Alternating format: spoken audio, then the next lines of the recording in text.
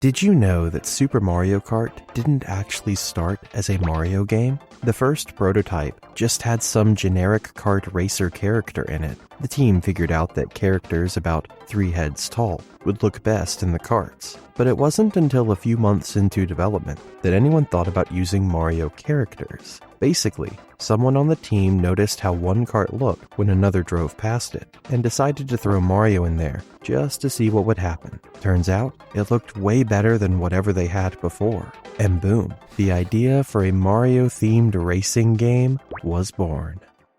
Now, here's where things get interesting with the behind-the-scenes stuff. The game was produced by the legendary Shigeru Miyamoto. You know, the guy who created Mario himself. Tadashi Sugiyama and Hideki Kono directed it, and Kono actually went on to have major roles in later Mario Kart games, except for Double Dash for some reason. The whole team, which consisted of just 15 people, really wanted to make a racing game where 2 players could see themselves on the same screen at the same time.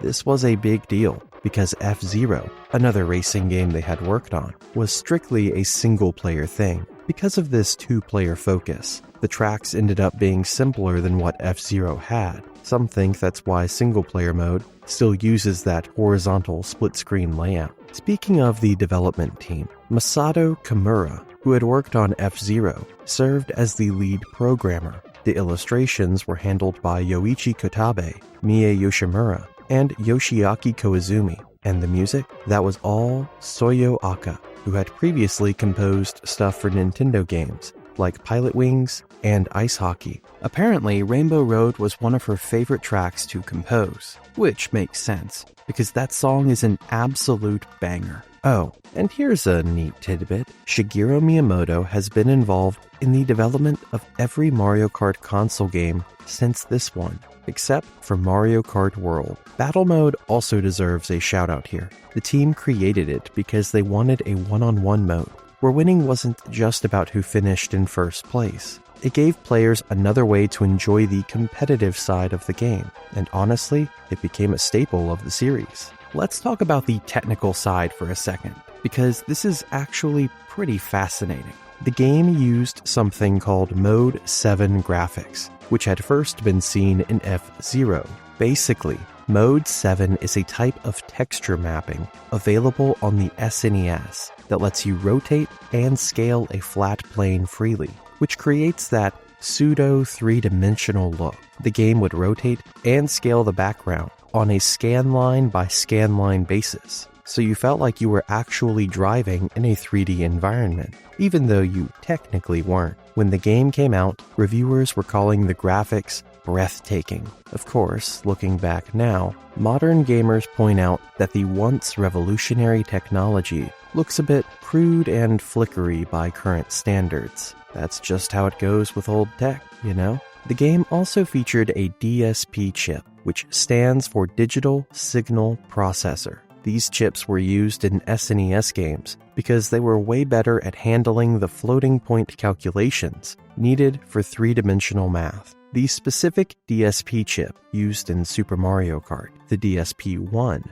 actually went on to become the most popular DSP chip used in SNES games overall. So, this game was kind of a trendsetter in more ways than one. The whole vibe of the game was heavily based on Super Mario World. The graphics, the themes, even the sprites reused assets from that game. Some of the music cues are rearranged melodies from Super Mario World 2. If you played both games back in the day, you definitely noticed the connection. Super Mario Kart came out for the Super Famicom and Super Nintendo Entertainment System back in 1992. It got re-released in 1996 as a Player's Choice title, actually being the very first game to get that honor. Pretty cool, right? As we mentioned during the development, what made this game stand out from other racing games at the time was its focus on 2 players instead of just solo racing. The developers wanted it to be an easy, intuitive, pick up and play kind of experience. You know, the type where you grab a controller and immediately get what's going on.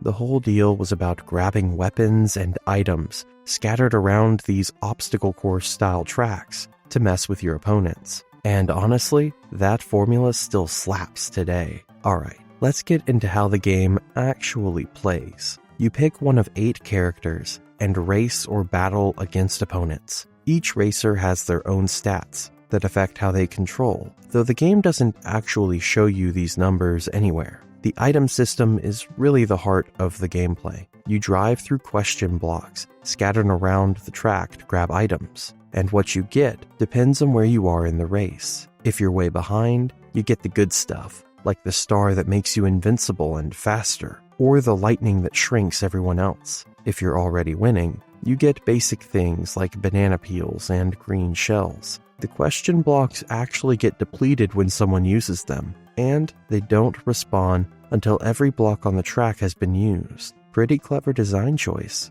At the start of each race, you can rev up your kart for a boost, but be careful, because if you overdo it, you'll actually start the race accelerating way slower. It's a risk-reward thing. You can hop by pressing the shoulder buttons, and if you hold the button while steering left or right, you can power slide. This lets you take tight turns without losing as much speed as regular steering.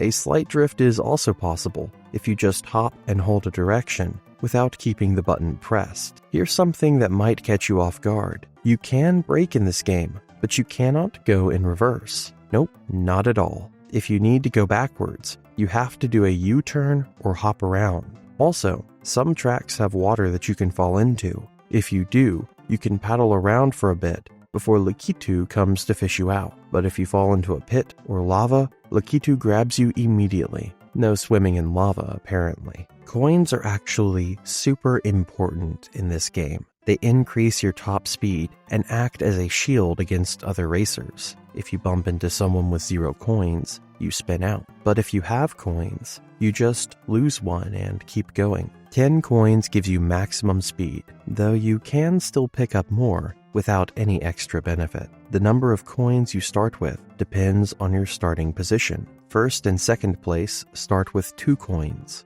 Third and fourth get 3. Fifth and sixth get 4. And 7 and 8 get 5. Hitting an item costs you 4 coins. Getting rescued by Lakitu costs 2. And bumping into someone costs 1. Different courses have different amounts of coins scattered around, too. You've got 3 speed classes to choose from. 50cc is the slowest and easiest. Great for beginners, or if you just want a chill time. 100cc is the medium difficulty, and 150cc is the fastest and hardest. But you have to earn it by clearing all cups in 100cc first. Any mode outside of Mario Kart GP uses 100cc engines by default. The screen is always split into 2 parts, no matter what. The top shows your actual gameplay, while the bottom displays an overhead map with everyone's progress. You can switch that bottom view to show what's behind you by pressing the shoulder buttons. When 2 players are playing, the second player's view replaces that bottom map.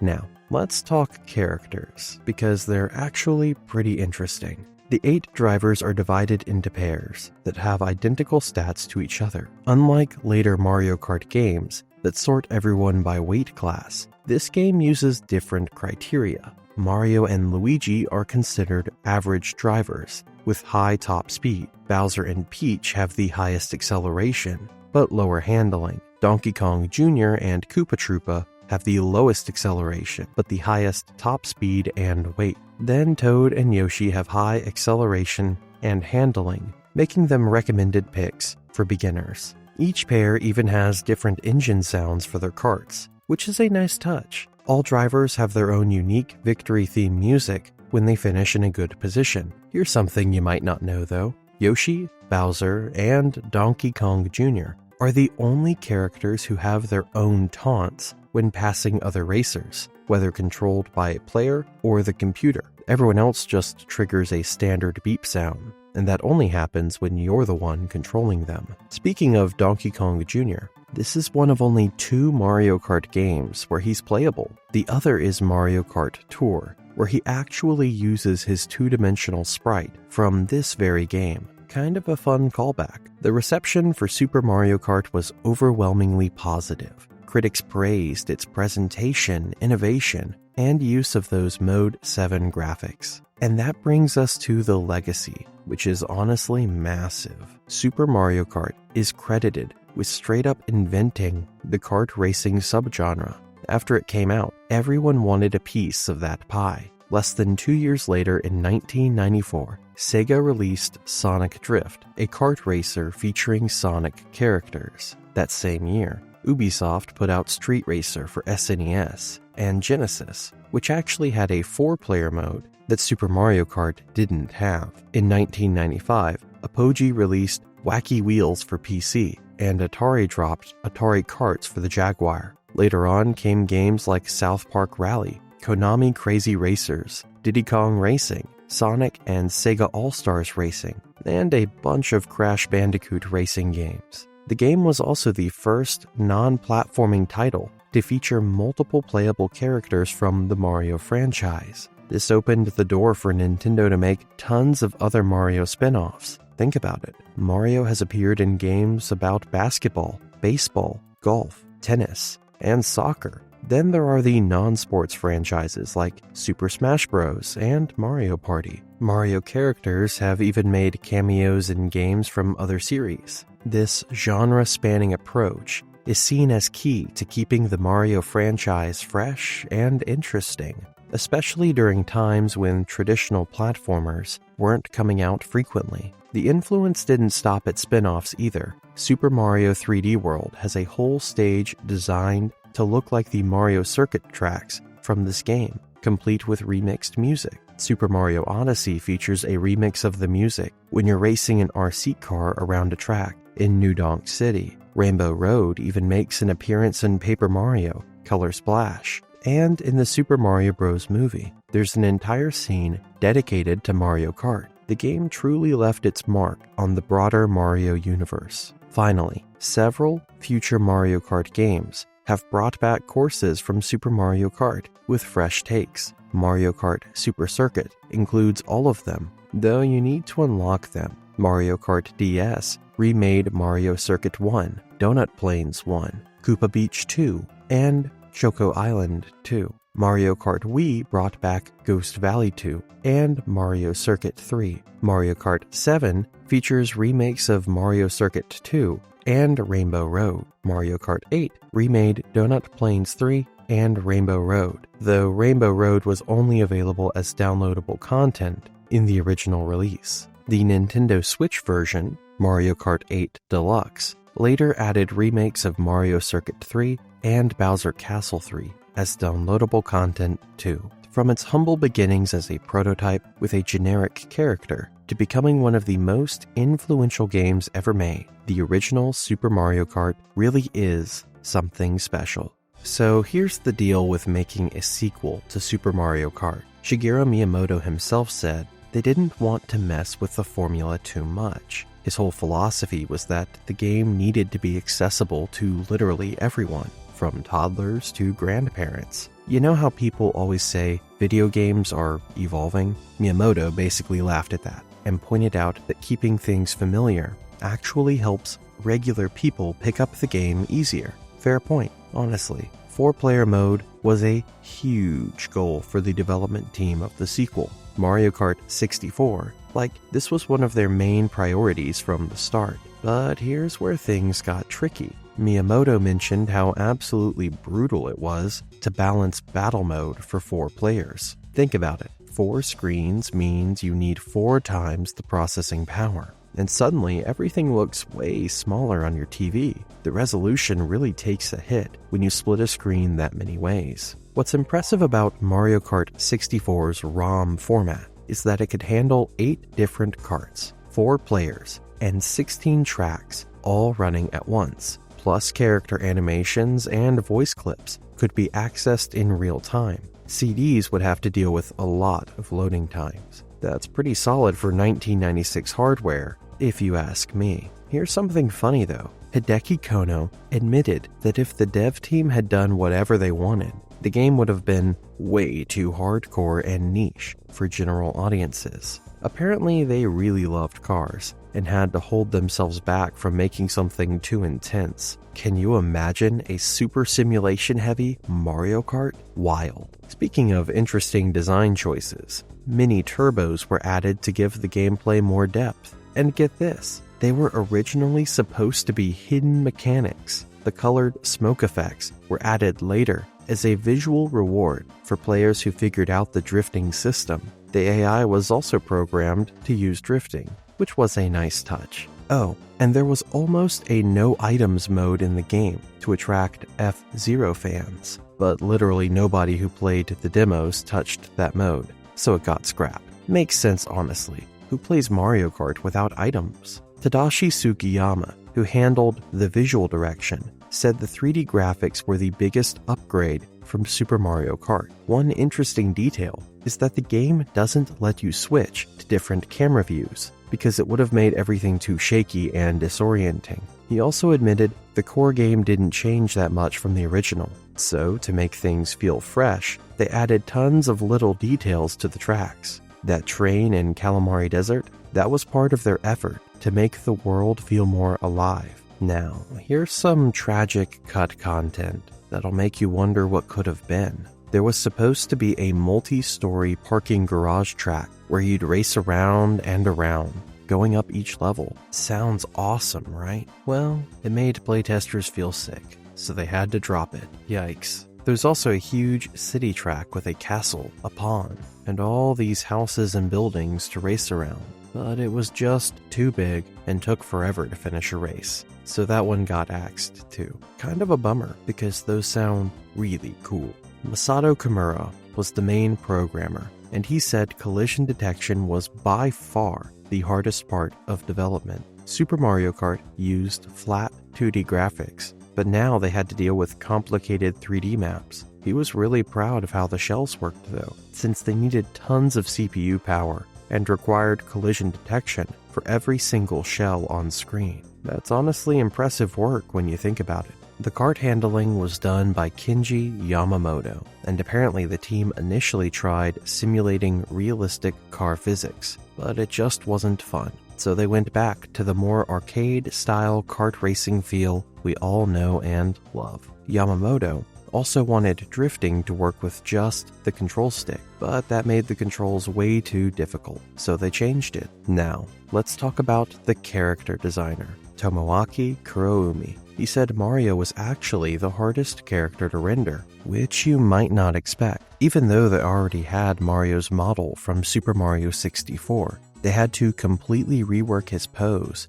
to make him look right sitting in a cart and holding a steering wheel. Every body part needed individual tweaking. Other characters have their own challenges too, like dealing with tails or dresses. For Yoshi, they originally wanted his tail to poke through the back of the cart, but Kuroumi ended up going with a slightly bent pose, with the tail sticking up instead. The animation work was absolutely brutal. Because of all the different camera angles, they had to create thousands of individual animations and check them over and over again. And then disaster struck. There was an accident during development when they were working on the player select screen. Originally, the characters were just static with no animations, but they wanted to add movement. A hard disk got corrupted, and even though they had backups, some data was unrecoverable. About 80% of the character models had to be completely remade, twice. That's a nightmare scenario for any developer. I feel for them. The game actually started out with the working title Super Mario Kart R, where the R stood for rendered because of the 3D graphics. It was being developed around the same time as Super Mario 64, which is pretty wild to think about. Kono had a tough time at first, since he didn't really know much about 3D development. Here's a fun technical detail for you. The game could have theoretically run with fully 3D characters, but Kono decided to use pre-rendered sprites instead. Why? Because full 3D would slow down the game too much, and it couldn't handle 8 racers on screen at once. So they drew characters from a bunch of different angles and animated them on flat 2D planes. This technique is called billboarding in 3D graphics, where the sprites always face the camera. Miyamoto gave examples from Super Mario 64, like the flamethrower, Bob-ombs, and Wiggler that used the same trick. This saved a ton of memory and made 4-player battles possible. Pretty clever workaround. For the spiny shell design, Kono wanted everyone to stay competitive until the end.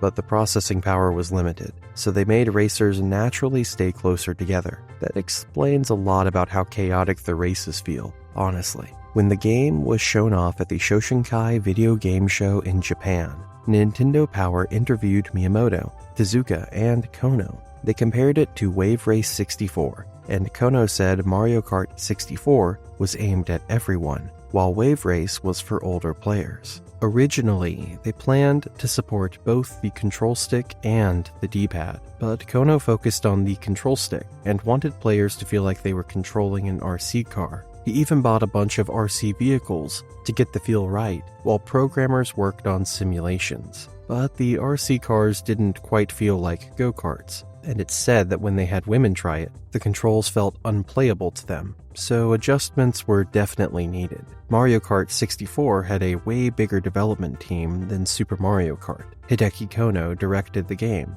and went on to be key staff for most of the mainline Mario Kart entries after this. Kenta Nagata composed the soundtrack, and he'd later do the music for Double Dash and Mario Kart 7 as well. Dude had range. This was the first Mario Kart game with character voices. Charles Martinet reprised his role as Mario from Super Mario 64 in all versions. The other characters had different voice actors between Japanese and international versions, though in the Western release. Martinet also voiced Luigi and Wario. Busy guy. Leslie Swan did Peach, and Isaac Marshall voiced Toad. The Japanese announcer, John Houliton, recorded his lines at the same time he was doing the Wave Race 64 announcer. Talk about efficiency. Okay, so here's something really cool that didn't make it. Kamek was originally supposed to be a playable character, but he got replaced by Donkey Kong before release. There's actually an early screenshot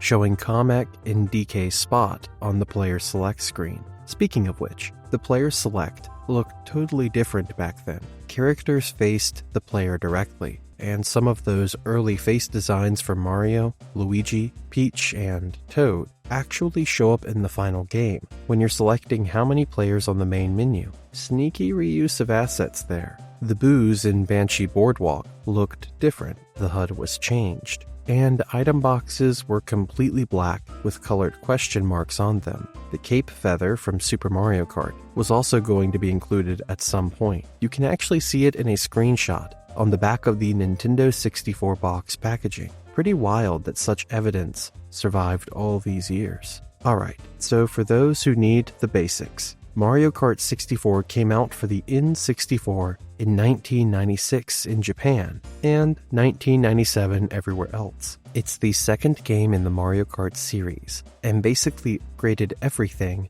from Super Mario Kart. The big new additions were Mini Turbo Boost from drifting and 4-player support. This was actually the first Super Mario game to let more than 2 people play at the same time, which was huge back then. Finally, you could settle arguments with all your friends at once. The graphics were a big leap forward too. They used 3D environments for the first time, which meant elevation changes, better collision physics, expanded camera controls, real walls that can actually block your view, and generally better looking tracks. But the characters, items, and some obstacles were still 2D pre-rendered sprites. This was done to keep the game running smoothly, as we talked about earlier. Unlike Super Mario Kart, which had variants of the same tracks, Mario Kart 64 has completely unique course designs. It also started a bunch of traditions that later games would follow, like having Luigi Circuit as the first track. Other things that became series staples include the weight classification system, Wario and Donkey Kong as playable characters, and new items like the spiny shell, triple green shells, and triple red shells. You've got this game to thank, or blame, for the blue shell. The game took advantage of all those extra buttons on the N64 controller. You can press one button to change the camera from standard to a wide-angle lens view. Another button cycles through different screen displays. By default, there's a map on the right side where each player is shown as a colored cart matching their character, and CPU players appear as purple dots. Whoever's in first place has a flashing icon. You can also switch to show a speedometer, or have your character's UI icon lap around the screen with the line color, indicating what lap you're on. And there's a button to adjust the background music volume between full, half, and off. Handy if you want to put on your own tunes. The game uses rubber banding AI, which means computer opponents can recover and catch up faster than human players, regardless of their weight class. Pretty annoying when you're trying to dominate. There's a two-rival system, where two random CPU racers are assigned to compete directly with you, and they use a handicap feature to stay at your level. These rivals stay the same throughout, even as standings change. Here's where it gets really frustrating though. In 150cc mode or extra, two random CPU racers can get a huge handicap. Even when you nail them with a red shell, they recover super fast. Sometimes one racer gets an even bigger handicap, and when you're in the lead, it becomes incredibly hard to keep them behind you. You've probably experienced this frustration firsthand if you've played the harder modes. We've all been there,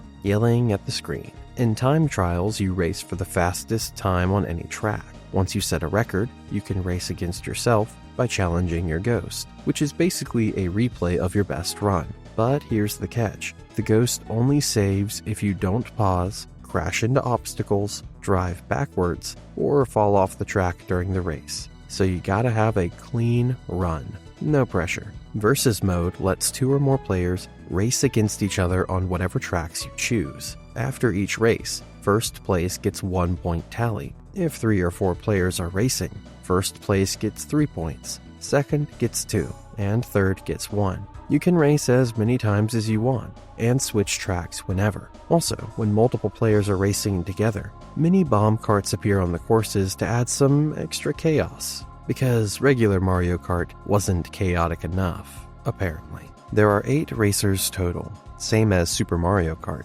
6 characters returned from the original, but Koopa Troopa and Donkey Kong Jr.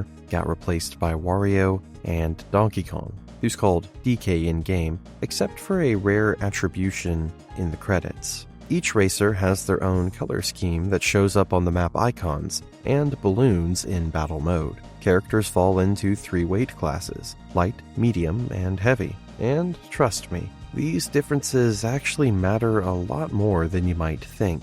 Lightweight drivers have the best acceleration and top speed in the game. They get the most boost from mini turbos and lose the least speed when driving off-road. Lightweights, and Bowser, get the most benefit from the triple tap acceleration recovery technique, where you tap the gas button 3 times, then hold it to speed up faster after spinning out. The downsides? They spin out way faster when bumping into heavier characters, which really hurts in battle mode. Toad especially spins out when touched by basically anyone. Poor guy. They also have the widest turning radius and lose the most speed when turning without drifting, giving them the worst handling overall. Though honestly, outside battle mode, these disadvantages don't matter as much. Middleweights are described in the manual as having no extreme pros or cons, but that's not quite accurate. They actually have the slowest acceleration of all weight classes, and their top speed ties with heavyweights. Their acceleration decreases at a steady rate as they approach top speed, unlike other classes that change more unpredictably. They get the same mini turbo boost as heavyweights, but are faster off-road. The real advantage is turning corners without drifting. They lose less speed than lightweights while covering the least ground of all classes. This is useful in battle mode and on tracks with tight hairpin turns, giving middleweights the best overall handling. Oh, and fun fact, Mario is slightly heavier than Luigi, so he wins head-on collisions between them. Big bro dominance. Heavyweights have slower acceleration than lightweights. They start accelerating slower than middleweights too, but after about 2.8 seconds, they reach their velocity faster. Top speed ties with middleweights. They lose the most speed off-road, but the least when cornering, even without drifting. Their turning radius is tighter than lightweights. Bowser is the heaviest and largest of the bunch.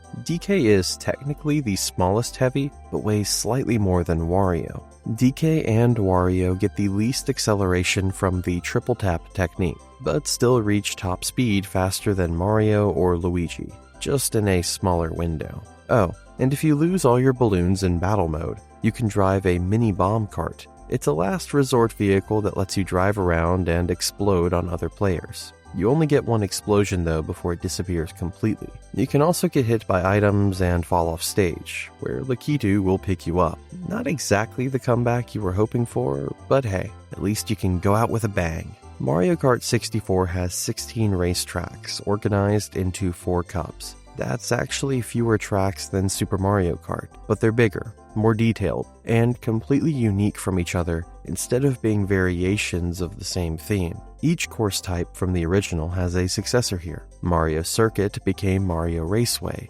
Donut Plains became Moo Moo Farm, Ghost Valley became Banshee Boardwalk, Bowser Castle became Bowser's Castle, Choco Island became Choco Mountain, Koopa Beach became Koopa Troopa Beach, Vanilla Lake became Sherbert Land, and Rainbow Road stayed Rainbow Road. Gotta keep that classic. Every playable character has a racetrack assigned to them, which makes this the only Mario Kart game with that distinction. The Special Cup is available from the start too, something only shared with Mario Kart 8 Deluxe. And here's a fun fact. Not counting Super Circuit, which brought back all Super Mario Kart courses, Mario Kart 64 was the first game to eventually have every single track return as a retro course in later games. This was achieved with Mario Kart World's release. Every track got its time to shine again. Kenta Nagata composed the music, and this was his first soundtrack for Nintendo. Not a bad debut. 2 official albums were released. Mario Kart 64 original soundtrack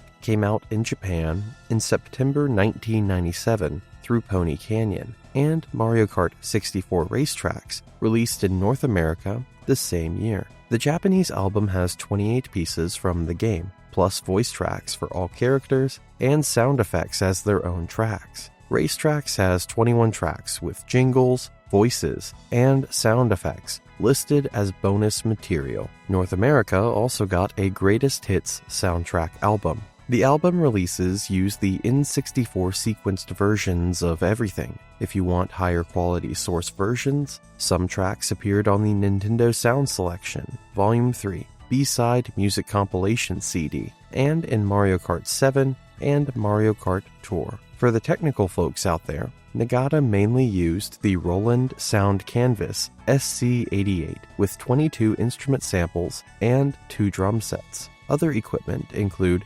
Spectrasonics Supreme Beats, Roland's JD990, and JV1080 synthesizers, the Korg Wave Station, the EMU Proteus 3, and DigiDesign's Sample Cell 2 sound card. Any instrument Nintendo sampled from Sample Cell during the N64 era had to be grouped into an instrument bank using the sound card, then converted to the N64's native format with an in-house tool before it could be used in games. Pretty involved process. Mario Kart 64 was a massive commercial success and got a Player's Choice Edition. It became the second best-selling game on the N64, only beaten by Super Mario 64. Not bad company to be in. Critics generally received it well too. There's also a huge speedrunning community around this game. Players compete for time records on all 16 tracks across Grand Prix, 3-lap, single lap, and all cups categories.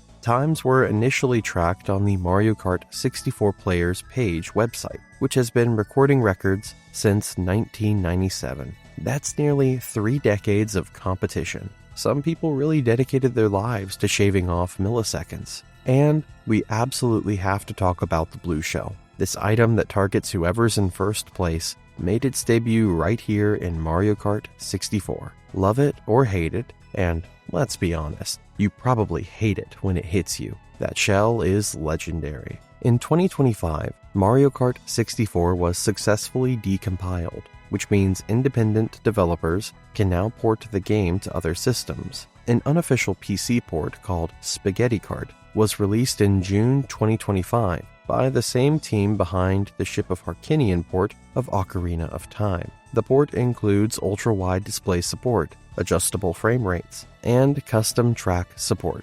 Imagine playing your own created tracks. There's also another unofficial port being made for the Dreamcast by the developer who ported Doom 64 and Wipeout to that console. The game keeps finding new life even decades later, which really shows how beloved it still is. So here's a fun fact for you. The next Mario Kart game, Super Circuit for the Game Boy Advance, is the only Mario Kart game ever developed by Intelligent Systems. Yup, the same folks who brought you Paper Mario and WarioWare. Wild, huh? This also makes it the first Mario Kart where Nintendo handed development off to another company. Takeshi Ando and Yukio Morimoto directed the whole thing, and Hiroshi Yamauchi was the executive producer, overseeing everything.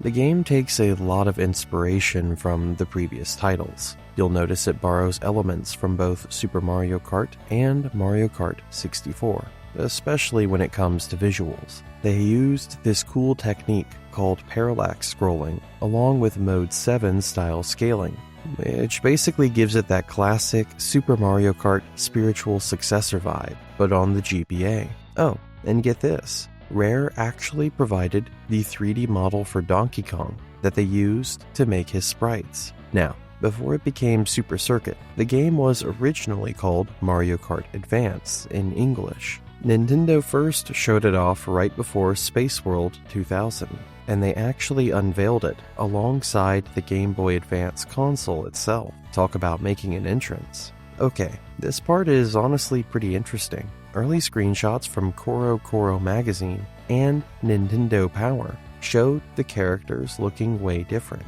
They had this super deformed style going on, where everyone had these giant heads on tiny carts. It looked goofy in the best way possible, but obviously they changed direction before release. And here's something that might bug you a little. The game was originally supposed to have all 14 items from Mario Kart 64, but for reasons nobody really knows, they cut the Banana Bunch, Super Mushroom, and Fake Item Box. The thing is, those items are still technically in the game's code. If you use a Game Shark, you can actually access them. The Banana Bunch doesn't work at all. The Super Mushroom functions normally, and the Fake Item Box makes racers spin out just like a regular banana would. There's even an infinite version of the Super Mushroom hiding in there. Someone at Intelligent Systems must have been having fun. Super Circuit hit shelves in Japan on July 21st, 2001, then came to North America on August 27th. Followed by Australia on September 7th, and Europe got it on September 14th. This was pretty quick after the GBA launched, which dropped in March in Japan and June everywhere else. So if you grabbed a GBA early, you didn't have to wait long for some Mario Kart action. Here's a bummer though. Nintendo planned to release the game in mainland China through iQue, which was their partner for localizing games in that region. They even finished a Chinese translation, but it got cancelled because there was way too much piracy happening with iQue's first batch of GBA games. That translated version is just sitting there, never released. This game holds some interesting spots in Nintendo history. Beyond being the first handheld Mario Kart, it's also the last one where the drivers are sprites instead of 3D models. Every game after this went fully 3D for the characters. It's also one of the final Super Mario franchise games to use that Nintendo 64 era art style that had been the standard since Super Mario 64 back in 1996.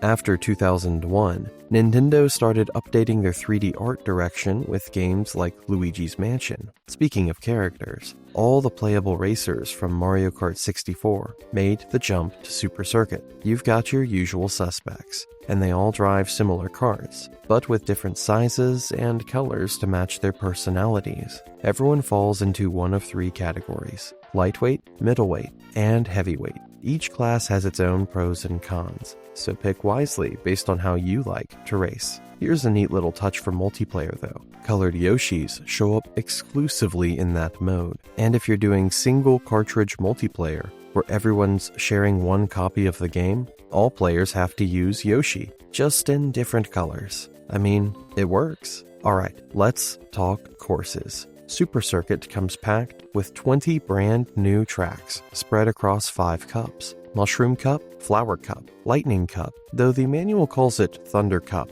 for some reason, Star Cup, and Special Cup. 4 tracks per cup. Standard stuff. But wait, there's more. you can actually unlock all 20 courses from the original Super Mario Kart as extra cups. To get them, you need to win the Special Cup in whatever engine class you're playing, then go back through each cup and collect at least 100 coins. It's a bit of a grind, but totally worth it if you're feeling nostalgic. Those retro tracks are organized into 5 cups instead of the original 4 because of how Grand Prix mode works in this game. When you race them, you do 5 laps instead of the usual 3, just like in the SNES version. Fair warning though, most of the obstacles from Super Mario Kart got removed, except for the braking blocks in Ghost Valley and Vanilla Lake, plus the deep water in Koopa Beach courses. The coin placements also got shuffled around, so each track has exactly 50 coins. Oh, and fun trivia. Super Circuit holds the record for the most Bowser castles in any Mario Kart game. There are 4 from the new tracks and 3 from the Super Mario Kart courses. That's 7 Bowser castles total. Hope you like lava. Here's a cool reward for being good at the game. If you manage to get gold trophies on all the Super Circuit Cups, the title screen background changes to a sunset. But if you really want to show off and earn a triple star ranking on every cup, the background turns into a nighttime scene, and the intro music changes too. It's a nice little flex. Let me explain how Grand Prix scoring goes down. After each race, the top 4 finishers get points based on where they placed. First place takes home 9 points, second gets 6, third earns 3, and fourth squeaks by with 1 point. If you finished 5th through 8th, sorry buddy, you get nothing. Your letter rank at the end of a Grand Prix depends entirely on your total points. A means you got all 36 points, basically perfection. B means you scored at least 30 points. C is for 25 points or more. D covers 20 points and up. E is, well, anything below 20. We've all been there. But here's where it gets interesting. The game is secretly tracking a bunch of other stuff behind the scenes to calculate something called skill points. This hidden value takes into account all sorts of things you've probably never thought about. For example, every frame you spend driving off-road costs you 0.25 skill points. Not holding the gas button, that's also minus 0.25 per frame. Hitting the brakes tanks your score by 2 points every frame. Using powerful items like triple red shells or lightning knocks off 5 points each, while using a star absolutely wrecks your skill points with a 30-point penalty. Ouch. Bumping into walls costs you 20 points per hit, and getting rescued by Lakitu is a 30-point penalty each time. If you restart the race entirely, that's a massive 120-point hit. The game really wants you to be clean and consistent. On the flip side, you can earn skill points too. Pulling off a rocket start gives you 25 points, and so does boosting when Lakitu drops you back on the track. Every coin you're holding at the end of the race adds 4 points. Passing through item boxes while you already have an item gives you 15 points each time. And weirdly enough, getting zapped by lightning from another player actually gives you 40 points. I guess the game feels bad for you? Your character choice matters for this hidden score too. Bowser gives you 45 bonus points just for playing as him, while Donkey Kong and Wario give 40. Mario and Luigi are worth 30. Peach and Toad only net you 10, and Yoshi gives you literally nothing. Seems like the game rewards you for picking harder to control characters. Each track also has its own skill points value. Plus, there are time bonuses if you finish laps fast enough. And the engine class affects things too. 50cc gives you 167 points. 100cc gives 157. And 150cc only gives 143. Makes sense since it's supposed to be harder. Oh, and just so you know, the game runs at 60 frames per second. That's relevant when you realize how many things are being calculated per frame. Quick Run is a mode that's unique to Super Circuit, and honestly, it's pretty handy. Quick Run lets you race on any track you've unlocked without any of the Grand Prix restrictions. You pick your engine size and difficulty, then just go. Before you enter the mode, you can press Select to customize stuff like the number of laps, whether coins appear, and if item boxes show up. It's basically a practice mode where you make the rules. Later Mario Kart games from DS onward, except Mario Kart 7 for some reason, let you do single-player versus races, but Super Circuit was ahead of its time here. You can get up to 4 players racing together, using the Game Link cable. If everyone has their own copy of the game, you get the full experience. But there's also a more limited multiplayer option that only needs 1 cartridge. In that version, everyone plays as different colored Yoshis, and the options are more restricted. But hey, it works in a pinch. Okay, so here's where things get a little mixed. Super Circuit got solid reviews when it came out,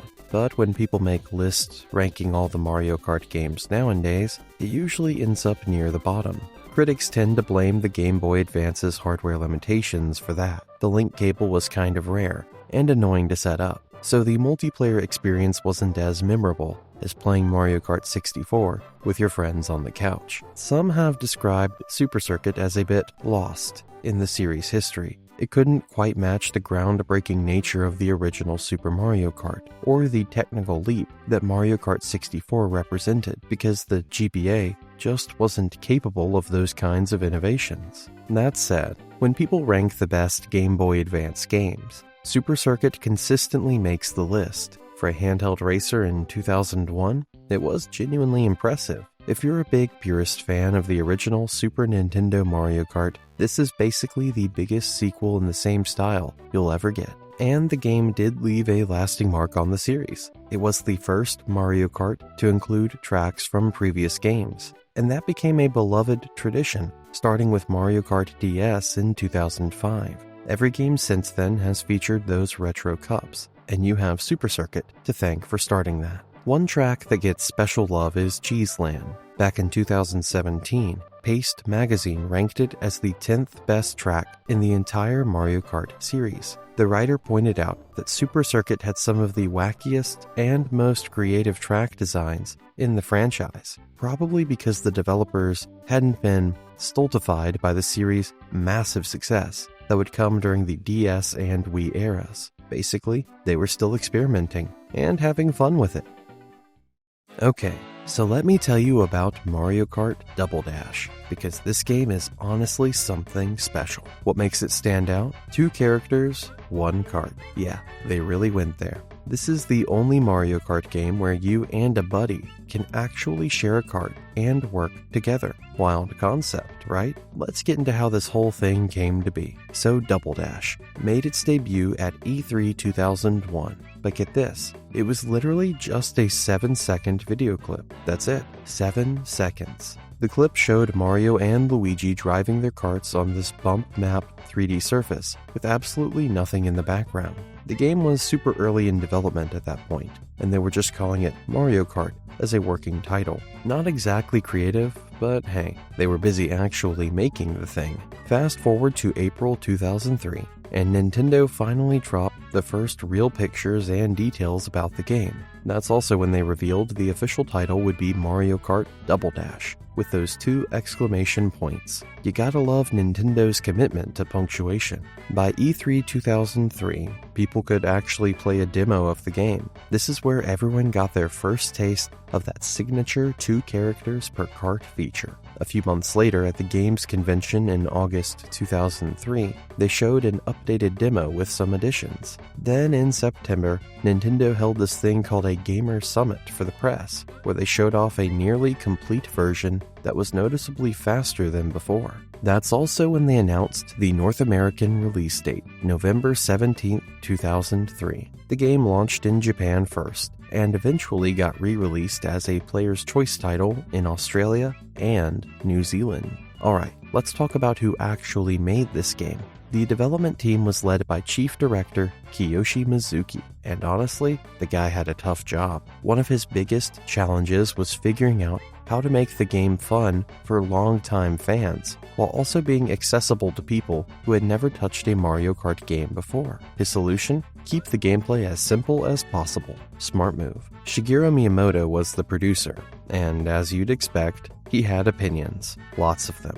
The staff had to take all his feedback and figure out the best ways to implement everything. One cool thing though, Miyamoto let the team have complete freedom when it came to graphics. No restrictions at all, and that's pretty generous for someone known for being so particular about game design.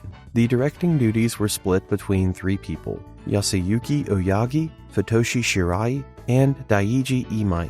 If Oyagi's name sounds familiar, that's because he was the assistant director on Mario Kart 64 and would go on to direct future Mario Kart games. The guy knows his racing. For the music, Shinobu Nagata handled the composition and arrangement for Peach Beach's track. She previously worked on some songs for Super Mario Sunshine, so she knew her way around catchy tunes. Oh, and fun fact, Ichiro Suzuki got his first credited role in a Super Mario game here, working as debug support. Everyone starts somewhere. The team actually considered adding Game Boy Advance connectivity to Double Dash, which was a popular feature for GameCube games at the time. But after discussing it, they decided the game just wasn't suited for those kind of ideas, and scrapped the whole concept. Probably for the best, since they had enough on their plate. Here's something interesting about their design philosophy. They really wanted to close the gap between experienced players and newcomers. To do that, they actually removed some features, like the ability to escape from bananas. The thinking was that both veterans and beginners should have fun, and giving skilled players too many advantages would hurt that balance. Every game has content that doesn't make it to the final version, and Double Dash is no exception. When you look at that E3 2001 trailer, the character models are actually borrowed from Super Smash Bros. Melee. Mario and Luigi are seen driving separately in these simple blue carts, way different from what we ended up with. Here's a fun one. Donkey Kong Jr. was spotted in an early build. He got cut from the final game though, probably replaced by Diddy Kong. Sorry, Jr. The demo version's data also contains references to something called a reverse cup, which would have let you race courses backwards. There are even textures and 3D models for the trophies you would have won. Racing courses in reverse wouldn't actually become a thing until Mario Kart Tour came along years later. They were ahead of their time, I guess. If you were lucky, you could snag a special edition that came with a bonus disc packed with goodies. We're talking playable demos of F-Zero GX, Mario Party 5, Sonic Heroes, Star Wars Rogue Squadron 3 Rebel Strike, and Teenage Mutant Ninja Turtles. Not a bad lineup. The disc also had a bunch of video trailers. Plus, you could use the GameCube to Game Boy Advance link cable to unlock bonus content for Fire Emblem, the Blazing Blade. Pretty sweet deal if you ask me. Now, let's get into what actually makes Double Dash different from other Mario Kart games. The big hook is obviously the two-person karts. You've got 2 characters handling one vehicle. One drives, while the other manages items. You can swap their positions anytime you want, which adds this whole layer of strategy. The coolest part? This is the only game in the entire franchise where 2 players can cooperate in a single kart. Each person controls one character, so you're genuinely working together. Of course, if you prefer playing separately, you can still have each player in their own 2-person kart. Options are good. The game also introduced special items, which are unique power-ups exclusive to specific character pairs, so your choice of racers actually matters beyond just stats. And get this, Double Dash is one of the few games that supports LAN mode, using the Nintendo GameCube broadband adapter. You could get up to 16 players racing at once. Finding 15 friends with GameCubes might have been the hard part, but still, that's impressive. Here's something important. Double Dash was the first Mario Kart game to use actual 3D graphics for characters and items. Yeah,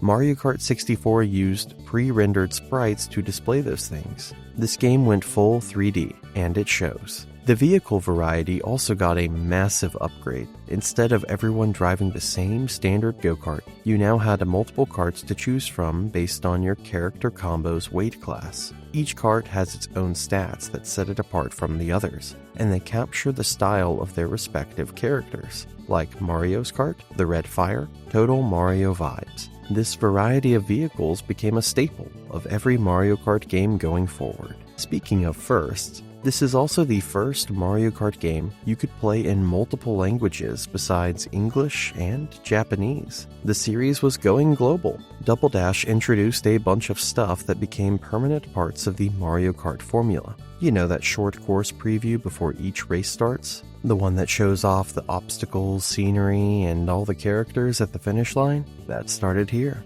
The countdown timer also got a little change. Previous games had 3 counts with 3 lights, but Double Dash extended it to 3, 2, 1, start. The start signal is horizontal instead of vertical. The red lights turn on from left to right, and all the lights go green on start. It's a small thing, but it feels more dramatic. Here's a neat touch. When you cross the finish line to start a new lap, Lakitu appears on either your left or right side, holding the lap count signs. Which side he shows up depends on the direction of the final turn before the finish line. If you're making a left turn to cross, he pops up on your right. Right turn to cross, he's on your left. Someone really thought this through. Oh, and that thing where the music speeds up and gets higher pitched during the final lap, that's from Double Dash 2. The background music increases by a semitone when you hit that last lap. Gets your heart racing a little, you know? Let's talk about starting a race with style. The rocket start gives you a speed boost right out of the gate.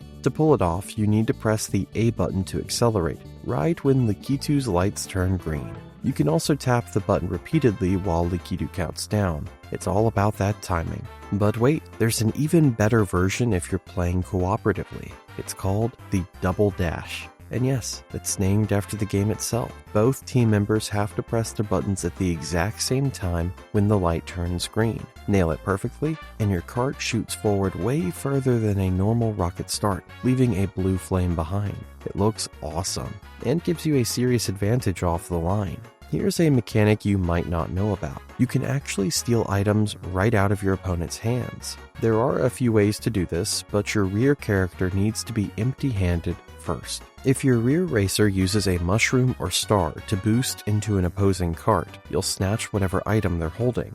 In co-op mode, the rear player can perform a slide attack to knock rivals and take their stuff. Things get interesting when you hit a kart where both players are holding items. Your character grabs the rear opponent's item, while the driver's item gets dropped onto the track. Double trouble for them.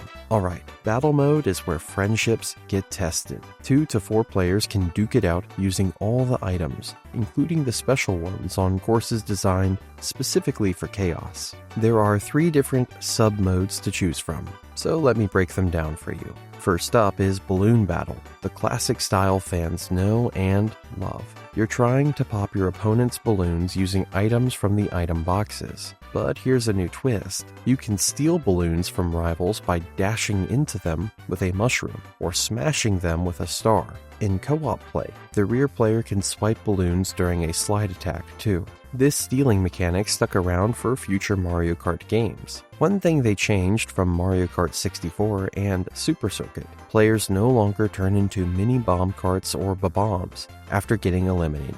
You just vanish. Kind of anticlimactic, but it keeps things going. Next is Shine Thief, where a shine sprite gets dropped on the course and everyone scrambles to grab it. Your goal is to hold on to that thing until time runs out.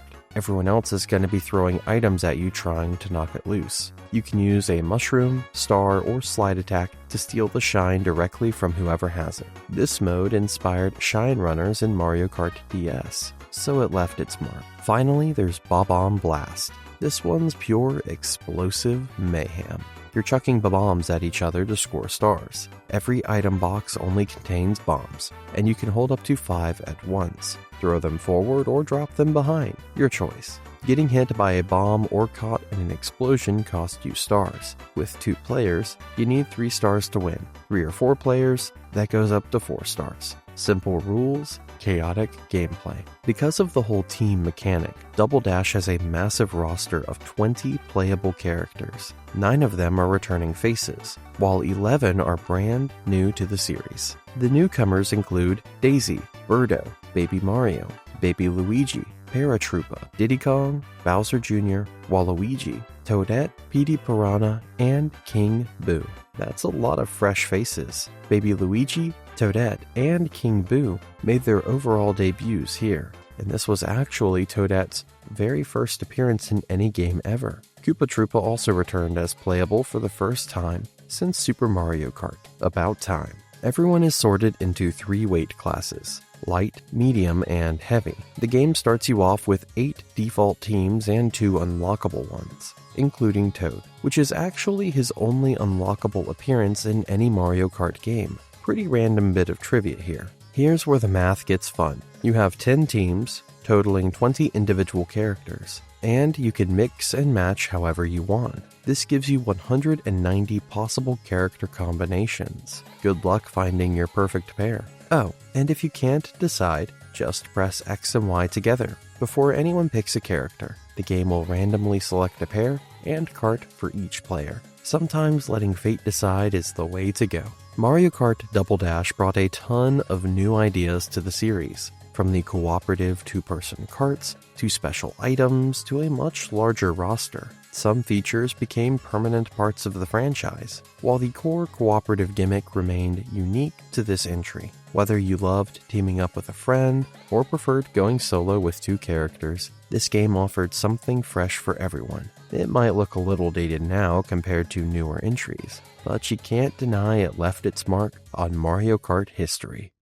Alright, let me tell you about Mario Kart DS, because this game was kind of a big deal. It was the first Mario Kart you could play online with people around the world. Yeah, they finally did it. Nintendo spilled the beans on May 11, 2004, announcing they were making a Mario Kart game for the DS. They even dropped some gameplay footage at the same time to get everyone hyped, but fans had to wait a bit before getting their hands on it. The first time the public could actually play the game was at the 2005 Game Developers Conference, where they also showed off the wireless features. Hideki Kono produced the game, and the team made sure it ran at a smooth 60 frames per second, with fully 3D characters and environments. No more pre-rendered sprites here. Several staff members from Mario Kart Double Dash came back for this one. Hirotake Otsubu and Yoshihisa Morimoto returned as course designers, and Yasuyuki Oyagi served as one of the directors again. Hiromu Takamura, who worked as a course designer on Double Dash and a map designer for Super Mario Sunshine, stepped up as the course director. Hideki Kono returned as producer after sitting out Double Dash's development. The big names overseeing everything were Shigeru Miyamoto as general producer and Satoru Iwata as executive producer. Some pretty heavy hitters in charge. Here's where things get exciting. Mario Kart DS was the first game in the series to support online play. Kono had some interesting thoughts about this. He pointed out that while the Halo series had online features, most of those players were hardcore gamers. His vision for Mario Kart DS was different. He wanted everyone to go online, and he felt the technology and timing were finally right to make that happen. Pretty ambitious goal, honestly. The game became the first Super Mario title to support Nintendo Wi-Fi connection, letting players race against opponents across the globe. Sadly, that service got discontinued on May 20th, 2014. Good times while it lasted, though. So the DS had that fancy bottom touchscreen, and the developers definitely played around with ideas for using it. One thing they tested was letting players place items anywhere on the track instead of just behind their kart. Sounds cool, right? Well, they scrapped it because the game already had so many distractions going on. Trying to control where to place items while also racing was just too confusing. Sometimes less is more. What they did use the bottom screen for was displaying HUD elements, like 2 types of maps, character order, and what items your opponents are holding. Super useful stuff that doesn't distract from the actual racing. In an interview, Kono explained why they included tracks from previous Mario Kart games. The idea was to help players who grew up with the original Super Mario Kart on the SNES feel more at home with the DS version. This decision led to the creation of the Retro Grand Prix, which brought back revamped courses from all the earlier titles. This concept became a standard feature in every Mario Kart game after. You can thank Mario Kart DS for that. Here's a fun fact. Mario Kart DS was released first in North America on November 14, 2005. That makes it the only Mario Kart game on a Nintendo system to launch in North America before anywhere else. Japanese fans playing the waiting game for once. Nintendo also announced a sweet bundle deal. Starting November 28, 2005, you could grab a red-colored Nintendo DS packaged with the game, a checkered flag wrist strap, and racing-inspired decals to customize your new handheld. Pretty stylish if you ask me. Mario Kart DS introduced and expanded mechanics that became the standard for future titles. Beyond the Retro Grand Prix, the game supported both single-pack and multi-pack gameplay through DS Download Play. So if your friend forgot their copy, you could still race together. Nice. The game also had some unique features you won't find in other Mario Kart entries. You could customize emblems for your vehicles, which was a fun personal touch. And then there's Missions mode, but we'll get into that later, because it deserves its own section. Being the first handheld Mario Kart to use live-rendered 3D graphics for characters, vehicles, and racetracks was also a big deal. The series had come a long way from those sprite-based days. Let's talk about the driving mechanics, because there's some technique involved here. In every Mario Kart game, you drift by holding the R button while turning. You'll see gray wisps coming out of your kart as you take corners, potentially tighter or better than regular turning. But if you want to step it up, you gotta learn power sliding. While drifting, move the control pad right and left repeatedly to produce sparks behind your kart. Do it right, and those sparks change color and intensity from blue to orange with each alternated move. Once they turn orange, release that R button to stop drifting and unleash a mini turbo boost. Here's a pro tip. You can actually use this to dodge a spiny shell if you combine it with a hop, but only during 100cc and 150cc races. Clutch move right there. There's also a technique called snaking that competitive players loved, or hated, depending on who you ask. You perform consecutive mini turbos in a zigzag direction to get constant boosts and pull way ahead. Karts with higher handling make this easier, and Dry Bones was especially good for it. Remember slipstreaming from Mario Kart 64? It's back. The concept is simple. Just hang out directly behind another player's vehicle. If you can stay there for about 4 seconds, you'll get a momentary speed boost strong enough to pass them, draft off your opponents, and leave them in the dust. Okay, this is one of the coolest additions to Mario Kart DS. Missions mode is a single-player experience where you complete specific tasks and earn rankings, similar to Grand Prix mode. There are 7 levels, each containing 8 missions plus a boss battle. Most of those boss battles come straight from Super Mario 64 DS, which is a nice crossover touch. Your ranking almost always depends on how much time you have left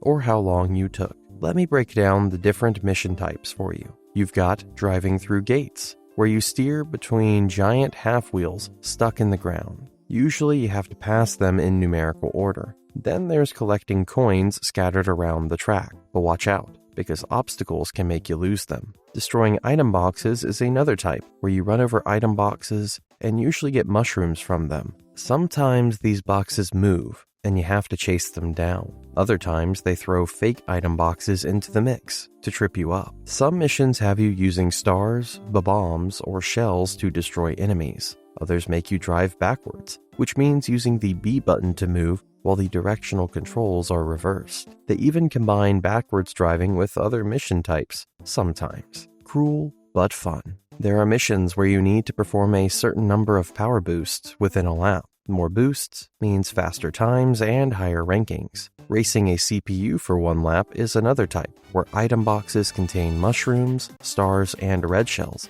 that the CPU can't use. That's basically your ticket to winning, since CPUs always nail their rocket starts. This category also includes races against a red car and a chain chomp, which is pretty wild. Boss battles unlock after you complete the first 8 missions in each level. You typically need items to beat them, and every boss comes from Super Mario 64 DS. Each one has their own battlefield stage and requires different strategies to defeat. Missions take place on courses that are sometimes blocked off in certain areas, occasionally even battle courses. You're given a character in their standard kart, and CPU players use standard karts too.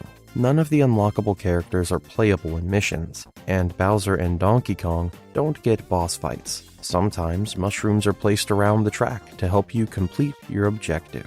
If you manage to get at least a star ranking on all missions and bosses in the first 6 levels, Level 7 unlocks. Beating the boss battles in Level 6 and 7 shows you the first version of the staff credits. Something to work toward. The main game features 12 playable characters, with 4 of them being unlockable. The 8 starting racers are Mario, Luigi, Peach, Yoshi, Toad, Donkey Kong, Wario, and Bowser. If that lineup looks familiar, that's because they're the same 8 characters from Mario Kart 64 and Mario Kart Super Circuit Classic Crew. To unlock the other 4 drivers, you need to win gold trophies in certain cups during Grand Prix mode. 2 of them, Daisy and Waluigi, return from Double Dash. The other 2, Dry Bones and Rob, make their first playable Mario Kart appearances here. Rob, the robot accessory from the original NES. Who saw that coming? There's also a 13th racer, Shy Guy, who debuts as a playable character with the same stats as Yoshi. The catch is he's only available to players using DS Download Play. If you don't count him, this is the first game since Super Mario Kart where player classes are divided evenly with 4 characters in each weight category. Every game has content that doesn't make the final version, and Mario Kart DS is no exception.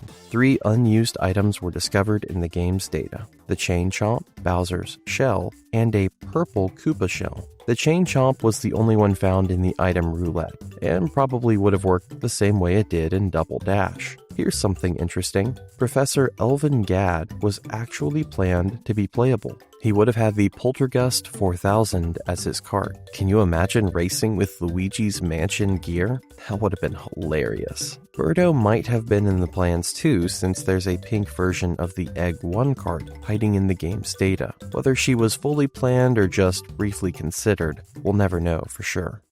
Alright, let's talk about Mario Kart Wii, because this game was absolutely massive. One of the best-selling games Nintendo has ever had. Over 37 million copies sold. That makes it the second best-selling Wii game after Wii Sports, and the second best-selling Mario Kart game after Mario Kart 8 Deluxe. Mario Kart Wii was developed by Nintendo EAD, keeping things consistent with the rest of the console Mario Kart games. Hideki Kono served as producer, and this guy has been with the series since the very beginning. He worked on the first 2 Mario Kart games and Mario Kart DS, though he sat out Double Dash for some reason. Shigeru Miyamoto was the general producer, giving miscellaneous advice on various aspects of the game. Satoru Iwata served as executive producer, overseeing everything. Yasuyuki Oyagi directed the game, and here's some interesting history. He had been co-directing the series since Mario Kart 64, except for Super Circuit. Mario Kart Wii was actually the first installment where he was the sole director, and it ended up being the last one he directed too. After this, he moved up to become a co-producer. Pretty solid career progression. This game also marked the debut of Kosuke Yabuki as a planner. Remember that name, because he would go on to become key staff and take on directing duties in later Mario Kart games. Everyone starts somewhere. Here's something cool. Features that got cut from Mario Kart DS due to time constraints finally made it into Mario Kart Wii. The developers also made various improvements to online play. One smart change they made was altering the online matchmaking so players could join a race once it finished to participate in the next one.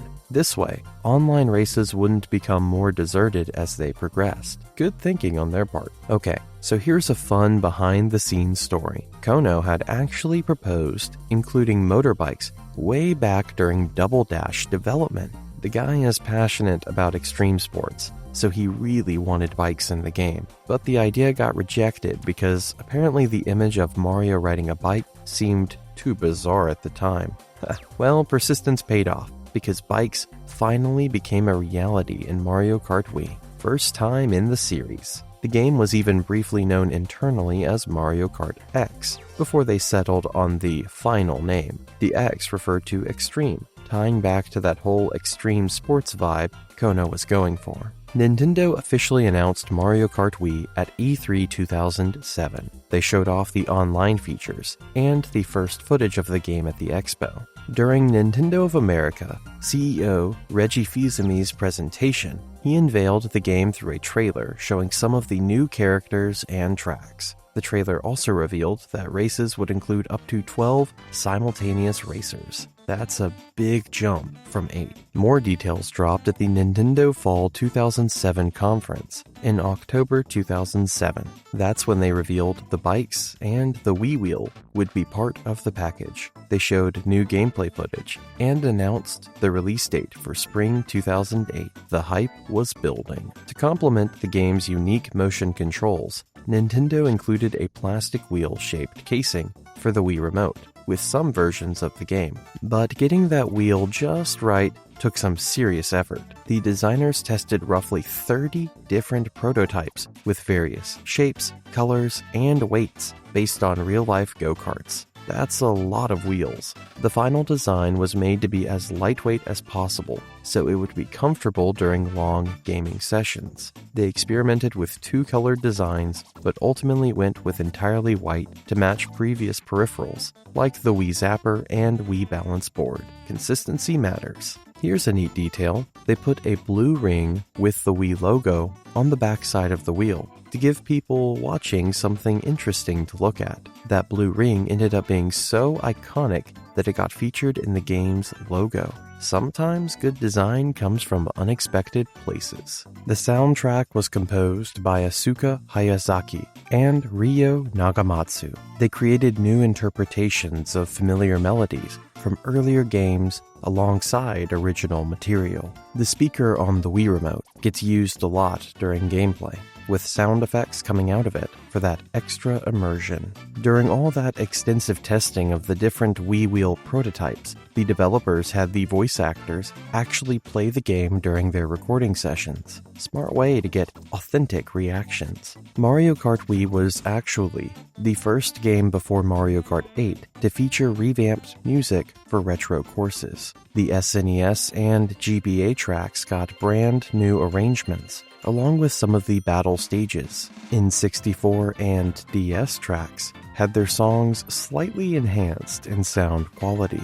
The GameCube tracks pretty much stayed the same though. Mario Kart 7 kept this approach too. Oh, and here's a weird quirk. This is the first and currently only game that cuts off the track's intros during the final lap. Mario Kart Wii keeps the traditional premise of the franchise. You pick Super Mario characters as drivers, hop in themed vehicles, and race to first place using item-based weaponry and finding the fastest routes. Standard Mario Kart stuff, but with some major additions. The game takes full advantage of the Wii's motion control capabilities. The Wii wheel was included in most releases, but you're not stuck using it if that's not your thing.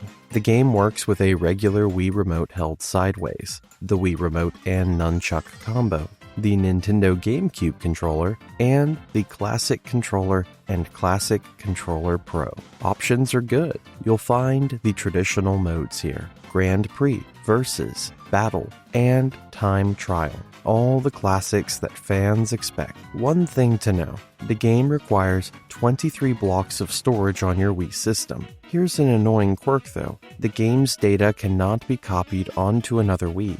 That makes this the only game in the Mario Kart series where data can't be transferred between consoles. Kind of a bummer if you ever upgraded your Wii. The game came with its own Wii channel, called the Mario Kart channel. This let players participate in special tournaments and trade their racing profile with other players around the world. The channel uses 74 to 88 blocks depending on your region, but unlike the game data, you could actually copy the channel onto SD cards. At least they gave you that option. Mario Kart Wii supported Nintendo Wi-Fi connection for online multiplayer until the service got terminated on May 20th, 2014. While it lasted, you could race and battle against people across the globe. Before they shut things down, the game featured text chat in online multiplayer mode when racing or battling against friends. You could send pre-written phrases to other users before a series of races started. No custom messages though, so you couldn't type whatever you wanted. Probably for the best, honestly. Mario Kart Wii introduced a new mode called Tournaments, though Europeans knew it as Competitions. This basically replaced Mission mode from Mario Kart DS. New tournaments got posted twice a month and could be played through the Mario Kart channel as long as you had the game disc in your Wii. You needed an internet connection and Wii Connect 24 turned on to participate. After a while, each tournament would retire to make room for new ones, though you could still view the rankings for old tournaments. The tournaments kicked off in May 2008 and kept going even after Wii Connect 24 services ended on June 28, 2013. The tournament service itself finally shut down on May 10, 2014, just 10 days before the Nintendo Wi-Fi connection servers went offline. The tournament varieties included Versus Race and Time Trial, both standard formats but with somewhat altered courses. Numbered gates had you driving through ordered gates as fast as possible. Coin collecting tasked you with grabbing all the coins on the stage quickly. Boss Battle put you up against special bosses. Good variety to keep things fresh. Several advanced techniques carried over from previous Mario Kart games, though they made some tweaks. You can drift through tough curves to maintain speed and build up to a mini turbo by getting those color-coded sparks. How long you hold the drift button and your drifting angle determines the strength of the boost. Here's something new. Mario Kart Wii introduced two drift modes called Automatic and Manual. Automatic drifting makes you drift automatically when turning sharply, but you can't perform mini turbos, no matter how well you drift. Manual mode requires holding a button to drift, but releasing it can release a mini turbo with strength based on your spark color. Pick your preference. Tricks are a brand new feature here. When you drive over specific types of ramps, you can perform mid-air acrobatics, land successfully after pulling off a trick, and you get a momentary speed boost. To perform tricks, you shake the Wii wheel upward, shake the Wii Remote in the Wii Remote plus Nunchuck setup, press up on the control pad with the classic controller, or press up on the control pad with the GameCube controller. Easy to do, satisfying to nail. Since bikes are new to the series, let me explain how they work differently from karts. Motorbikes can perform wheelies to increase their top speed on straight sections. However, they can't perform the most powerful mini turbo that karts can. Trade-offs. Bikes come in two classes, drift type and hang-on type. Drift type bikes handle similarly to karts when drifting. Hang-on type bikes commit to the turn instead of sliding around. Pick whichever suits your racing style. Beyond bikes, there's also a wider variety of karts to choose from, compared to earlier games. Lots of vehicle options to experiment with. Mario Kart Wii features 12 starting characters, with 14 more to unlock, bringing the total to 26 playable characters. That's counting both Mii outfits as separate characters, by the way. Several characters are making their Mario Kart series debuts here. Baby Peach, Baby Daisy, Rosalina, Funky Kong, Dry Bowser, and Mii in both Outfit A and Outfit B. Some of those are even bigger firsts. Baby Daisy, Rosalina, and Dry Bowser are making their first playable appearances in any game ever. Baby Daisy is literally appearing for the first time, period. That's pretty significant for a racing game spin-off. Drybones also shows up, marking his first playable appearance in a home console Mario Kart after being in Mario Kart DS on handheld. Unlike previous Mario Kart games, characters are categorized under a size class system instead of the usual weight class system. Every character also has their own set of bonuses that boost certain vehicle stats. These units go up to 80, so a stat bonus of 3 would make that stat 3 points better than normal. Fun stat comparison. Baby Peach and Large Mii's have the most stat bonuses at 15 each. Bowser Jr. has the fewest, with only 6. Poor guy. If you don't count Miis, which CPU racers don't select and don't have a defined weight class. This is the second consecutive game where player classes are divided evenly with 8 characters in each. Unused graphics have been found in the game's data, showing icons for a Hammer Bro, a Koopa Paratroopa, and PD Piranha. These were presumably meant to be extra characters, one for each weight class. An outfit for the NPC Miis was also discovered that resembles a toad.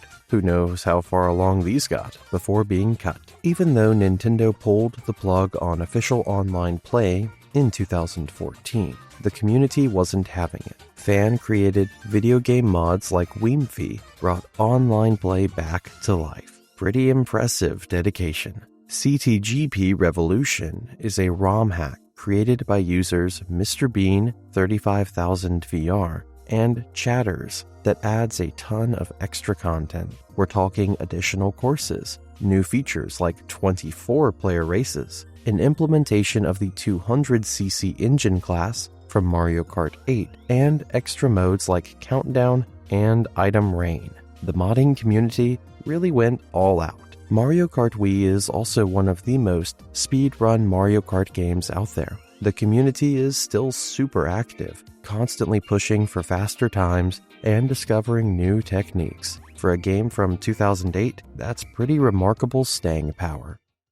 Alright, let me tell you about Mario Kart 7, because this game has quite the story behind it. It's the 7th installment in the Mario Kart series, hence the super creative title. This was the first Mario Kart developed by more than one studio, with Nintendo EAD teaming up with Retro Studios. The game introduced hang gliding, underwater driving, and kart customization to the series. Pretty big additions, but the road to getting this game finished was anything but smooth. Here's something you might not know. Mario Kart 7 actually started out as a port of Mario Kart Wii for the 3DS. Yep, they were just going to bring the Wii game over to the handheld.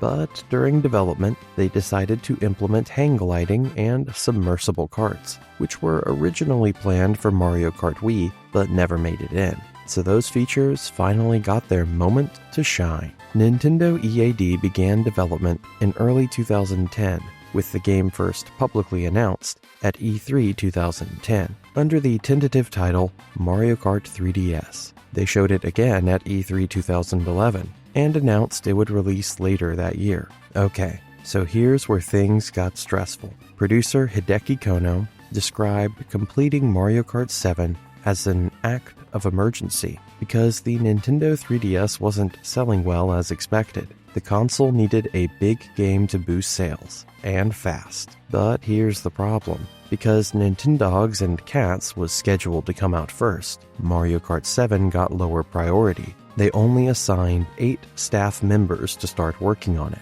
8 for a Mario Kart game. When it was finally time to focus on the project, Kono realized there just wasn't enough staff available. A bunch of other titles were being developed at the same time, including The Legend of Zelda Skyward Sword, which had its production extended into 2011. Talk about bad timing. So, what do you do when you're short on people and running out of time? You call in reinforcements. Nintendo reached out to Retro Studios, who had just wrapped up Donkey Kong Country Returns. Retro started working on Mario Kart 7 in December 2010 to help get it done for the 2011 Christmas season. The Retro team focused on producing the Retro courses, those remakes of tracks from earlier Mario Kart games. This was actually a smart move because it helped them learn lessons from the development process for Mario Kart games and understand what makes a good course from a design perspective. Training wheels, basically. Here's a funny detail. One of the lead artists for Mario Kart 7, Masaki Ishikawa, was actually confused about whether Retro Studios was located in Japan or not. The Japanese team was pretty nervous about working with an outside studio, since they were used to developing those games entirely in-house. New experiences all around. Retro Studios also contributed to the Donkey Kong series elements in the game, mainly the DK Jungle track. Makes sense given their history with the franchise. Shigeru Miyamoto served as general producer, while Satoru Iwata was executive producer. Hideki Kono continued his role as producer, and the music was composed by Kenta Nagata and Satomi Terui. Nagata had worked on Mario Kart 64 and Mario Kart Double Dash before, while Terui composed the music for Star Fox 64 3D. Good team. When asked about the new kart customization feature, Kono explained they added it to make Mario Kart 7 more strategic for players. Now you could choose the frame, wheels, and glider to build your perfect vehicle. His main goal was making the game accessible enough that new players could start playing immediately. He actually compared the kart customization screen to a slot machine. Quick picks for everyone. The customization also boosted the multiplayer experience, giving players more to tinker with and strategize over. Here's an interesting bit of trivia. Some of Mario Kart 7's online community features were originally supposed to be part of the Nintendo 3DS system software itself. This included creating online communities and exchanging individual friend codes. But Nintendo President Satoru Iwata said development time was limited and those features couldn't be added in time. They did eventually add them through a system firmware update though. Mario Kart 7 was actually the first Super Mario game to use the Nintendo Network service, offering the ability to create custom communities. That feature became one of the hallmarks of the service. Unfortunately, Nintendo terminated the service on April 8, 2024, so the game is no longer playable online. Pour one out for those servers. This game holds a special distinction. It's the second installment in the Super Mario franchise, overall, to be localized in Dutch, European, Portuguese, and Russian. The first was Super Mario 3D Land. It's also the second Mario Kart to have a different video game developer involved, not counting the Mario Kart Arcade GP series. The first was Mario Kart Super Circuit, which was developed by Intelligent Systems. The 7 in the original logo actually had a different design compared to the final version. Early demos featured a lot of elements carried over from Mario Kart Wii, like menu music, dash panel textures, and even a winged, spiny shell. Several tracks shown in early trailers lacked details from the final game. Wii Maple Treeway didn't have wigglers yet, and Woohoo Loop, Mario Circuit, and Rock Mountain were missing ramps. They polished things up nicely before release. The main new features are hang gliding and underwater driving. Racers can now glide through the air and drive through underwater sections on both new and retro tracks. It opens up the courses in ways previous games couldn't do. Kart customization is also brand new. Instead of racing in pre-made karts like before, you assemble your own vehicle by selecting the body, tires, and glider. Some parts need to be unlocked first, mainly by collecting coins during races. The game returns to the traditional 8-driver races from earlier installments, instead of the 12 racers seen in Mario Kart Wii. Sometimes less chaos is better. It's compatible with both Spot Pass and Street Pass 2. You can exchange ghost data and race against other players' ghosts from around the world through Spot Pass. Coins make a prominent return after being absent. Since Mario Kart Super Circuit, you'll find them scattered along racetracks, whether underwater, on the road, or floating in the air. Collecting coins up to a maximum of 10 slightly increases your top speed. Gather enough overall, and you'll unlock vehicle parts for customization. Gotta collect them all. Each element you use to assemble your vehicle has a function that gives advantages on certain courses. Your speed and handling change depending on whether you're driving on land, underwater, or through the air. It's not just cosmetic. Gliders provide speed and duration when you're airborne. You can control them using the circle pad, tilting up to fall quickly or down to descend gently. When driving underwater, your kart's handling, speed, and drifting can change considerably compared to land driving. Pay attention to what works best where. Mario Kart 7 introduces the option to race and battle in first-person view. This lets you watch everything from your character's perspective, and you can steer by tilting the 3DS itself. In this view, you can even see the vehicle's steering wheel in front of your character with an emblem on it. Pretty immersive. The gyroscope controls can be enabled or disabled. through the Mario Kart channel. Just go to your Mii icon on the bottom right, then Settings, and select Use or Don't Use for the gyro sensor. Some people love it, some get dizzy. Your call. Here's a cool detail you might not have noticed. An extra track with beats gets added to the chorus music if you're in first place at top speed. It's like the game is hyping you up for leading the pack. This track fades when you slow down from braking, going off-road, or getting hit by an item. It only happens in 100cc, 150cc, and mirror class though. Starting from this game, the time display is no longer visible during regular races. Also, the lap signs Lakitu holds change format. Instead of reading lap 2 and final lap, they now show 2 out of 3 and 3 out of 3 respectively. Cleaner look. Motorbikes, which debuted in Mario Kart Wii, don't return in this game. Sorry, bike fans. The single-player version of Versus mode from other Mario Kart games is gone too, along with the mission mode from Mario Kart DS. On the plus side, tricks return under a new name, Jump Actions. They're now the only way to get a boost when your kart jumps from a ramp or course element. You can also perform jump actions on glider ramps to get a speed boost when gliding starts. The map shows up on the bottom screen, but unlike Mario Kart DS, it doesn't display course hazards and obstacles like some items and obstacles in DS Airship Fortress. The map does show you a larger area surrounding your position though, so you can see more of what's around you.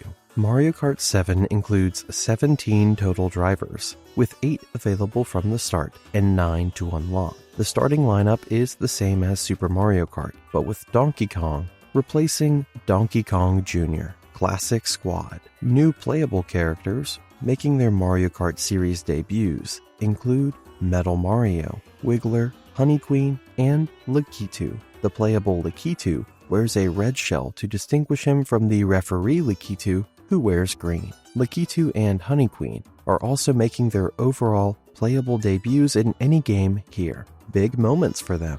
Shy Guy appears as a normal selectable driver for the first time. Previously in Mario Kart DS, he was only available to players using Download Play without a game card. Now he's fully playable in single player too, though multicolored Shy Guys still fill that download multiplayer role. This is the first handheld installment where Koopa Troopa, Rosalina, and me are playable after appearing in home console games. It's also the first Mario Kart since Super Circuit to not feature Waluigi as a playable character. Waluigi fans were not happy about that one. Your Mii never appears as a CPU driver during regular play. However, Miis you've obtained via Street Pass for the Mario Kart channel can occasionally show up as CPU drivers during Grand Prix mode, a little surprise appearance from your friends. Unlike Mario Kart DS, unlockable drivers can appear in multiplayer, even if not all players have them unlocked or someone is using 3DS Download Play. More variety for everyone.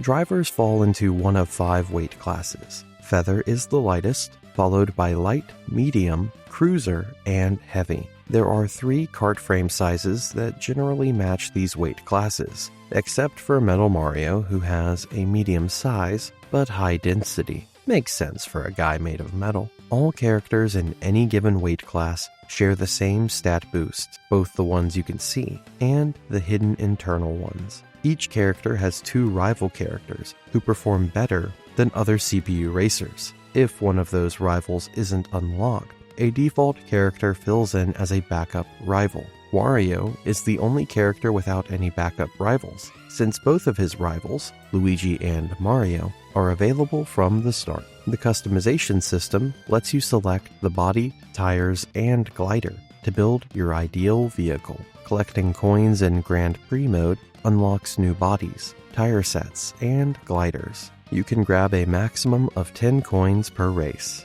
As you choose parts, the stats change based on the combination. Your vehicle will perform better in specific situations, depending on what you've assembled. There are 17 kart bodies, 10 tires, and 7 gliders available. Do the math, and that's 1,190 possible kart combinations. That's a lot of experimenting to do. Some parts change colors depending on your driver. The standard cart, pipe frame, and super glider all adjust their colors to match. The Birthday Girl and Peach Parasol also change colors for female characters, though Peach's pink versions are shared with male and gender-indeterminate characters. The Birthday Girl can't be used by CPU-controlled male or indeterminate characters. The gold parts can't be used by CPUs in general, unless they're Mii's obtained via Street Pass from the Mario Kart channel and have them equipped. Want to show off your motion control skills? You can unlock a gold steering wheel by racing in 100 races while using gyro controls in at least 80% of them. That's commitment. The stats system works differently from Mario Kart DS and Mario Kart Wii. Those games directly added character and vehicle parameters together. Mario Kart 7 uses a point system where characters and vehicle parts each contribute points. These points from the character, body, tires, and glider get added up to create a level value, which then converts into the actual physical parameters the game uses. 5 stats appear in the vehicle customization screen. Speed shows your top speed on land. Acceleration is how quickly you gain speed when holding the gas. Weight determines how easily you push around other carts or get pushed yourself. Handling affects your turning ability on land, with higher stats meaning sharper turns. Off-road shows how well your kart grips certain terrain, affecting slip and speed to the point where you might charge mini turbos better. Don't confuse that with handling. The level display converts points into bars by adding 2 to the sum, then dividing by 4. This gives values ranging from 0.75 to 5.5. Similar to previous games, you can earn an overall game ranking of 1, 2, or 3 stars.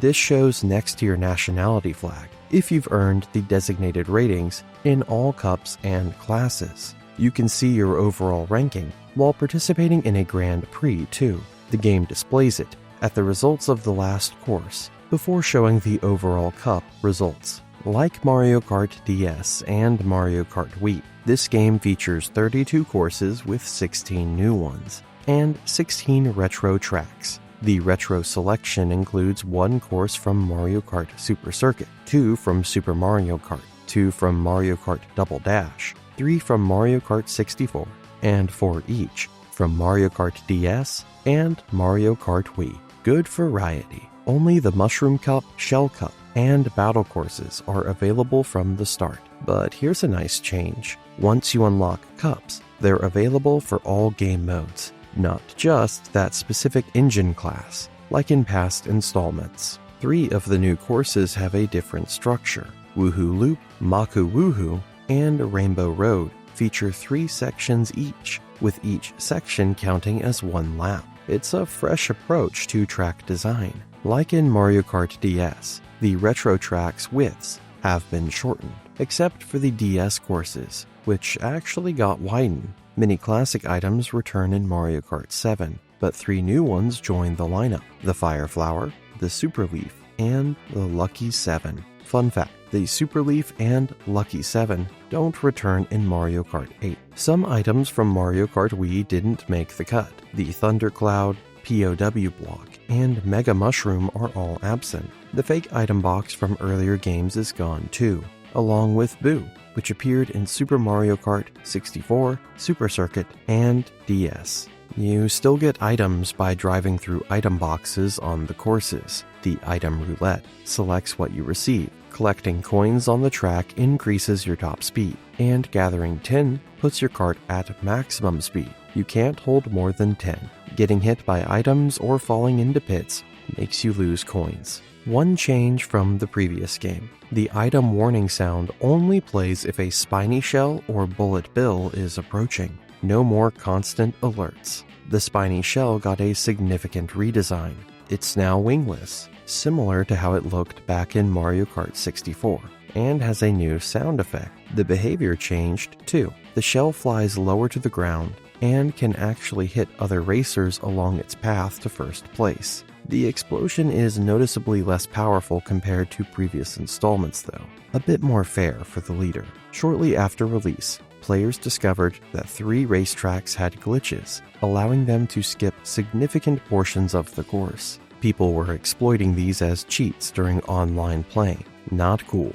Nintendo released a patch in May 2012 that fixed them. And that's Mario Kart 7, a game born from an emergency situation that still managed to introduce lasting features like gliding, underwater driving, and kart customization. The team pulled it together under pressure, and the series was better for it. So back in January 2013, Nintendo dropped the news during one of their Nintendo Direct presentations that Mario Kart 8 was officially happening. Then they showed it off properly at E3 2013, and honestly, people were pretty hyped. Fun fact, some folks over at Bandai Namco Games got special thanks in the credits, which hinted at the collaboration that went on behind the scenes. Here's something cool you might or might not know. That 8 in the logo, it was designed to look like a Mobius strip. You know, that twisted loop thing that looks like it goes on forever. And get this, they actually designed Mario Circuit to have the same shape. Pretty clever, right? Now, speaking of development, early on the team was playing around with the idea of using a drill to burrow through the ground. Sounds wild, but they ended up scrapping it because anti-gravity was just way more interesting. Can't really argue with that decision. The courses were built with anti-gravity in mind from the start, and even the classic tracks from older games got redesigned to include it. On top of that, they added gliding sections and underwater bits to various courses. Nintendo Entertainment Analysis and Development was the main team working on Mario Kart 8, but they had Bandai Namco Studios helping out too. Bandai Namco actually created about half of the 3D visual stuff, like courses, characters, and vehicle parts. Oh, and here's a surprise for you. Marza Animation Planet, which is actually part of Sega, made some of the 3D models used for artwork illustrations. Small world, huh? For the music, the composition credits go to Shiho Fuji, Atsuko Asahi, Ryo Nakamatsu, and Yasuaki Iwata. Kenta Nagata, who's been with the series forever, served as the sound director. The music itself was performed by the Mario Kart band. On the producer side, Shigeru Miyamoto and Eiji Aonuma were the general producers, though Aonuma's name doesn't actually appear in the credits for some reason. Satoru Iwata was the executive producer.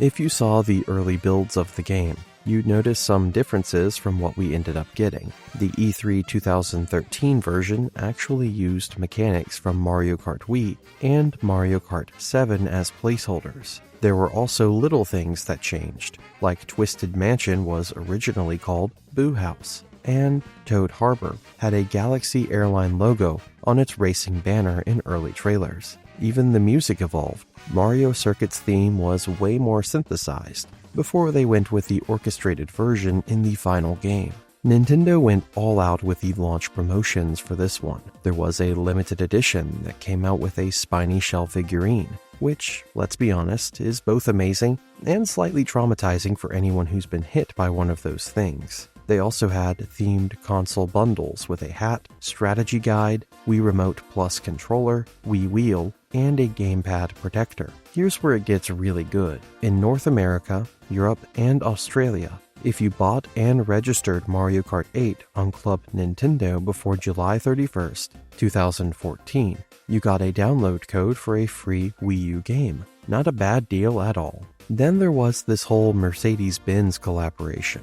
Mario, Luigi, and Peach showed up in Japanese commercials for the Mercedes-Benz GLA, and 3 karts based on actual Mercedes vehicles got added to the game in a downloadable update on August 27, 2014. Fancy racing, I guess. McDonald's even got in on the action in 2014, releasing Happy Meal toys based on the characters and karts. And for the real collectors, Club Nintendo members could get an album with 68 tracks from the game as an exclusive reward before the service shut down in 2015. The game launched worldwide during the last 3 days of May 2014 for the Wii U. The big new thing everyone talks about is anti-gravity, which lets you drive on pretty much any surface. Walls, ceilings, you name it. elements from Mario Kart Wii and Mario Kart 7 made comebacks too, like 12 racer fields, bikes, tricks, and 2-player online from Mario Kart Wii, plus gliding,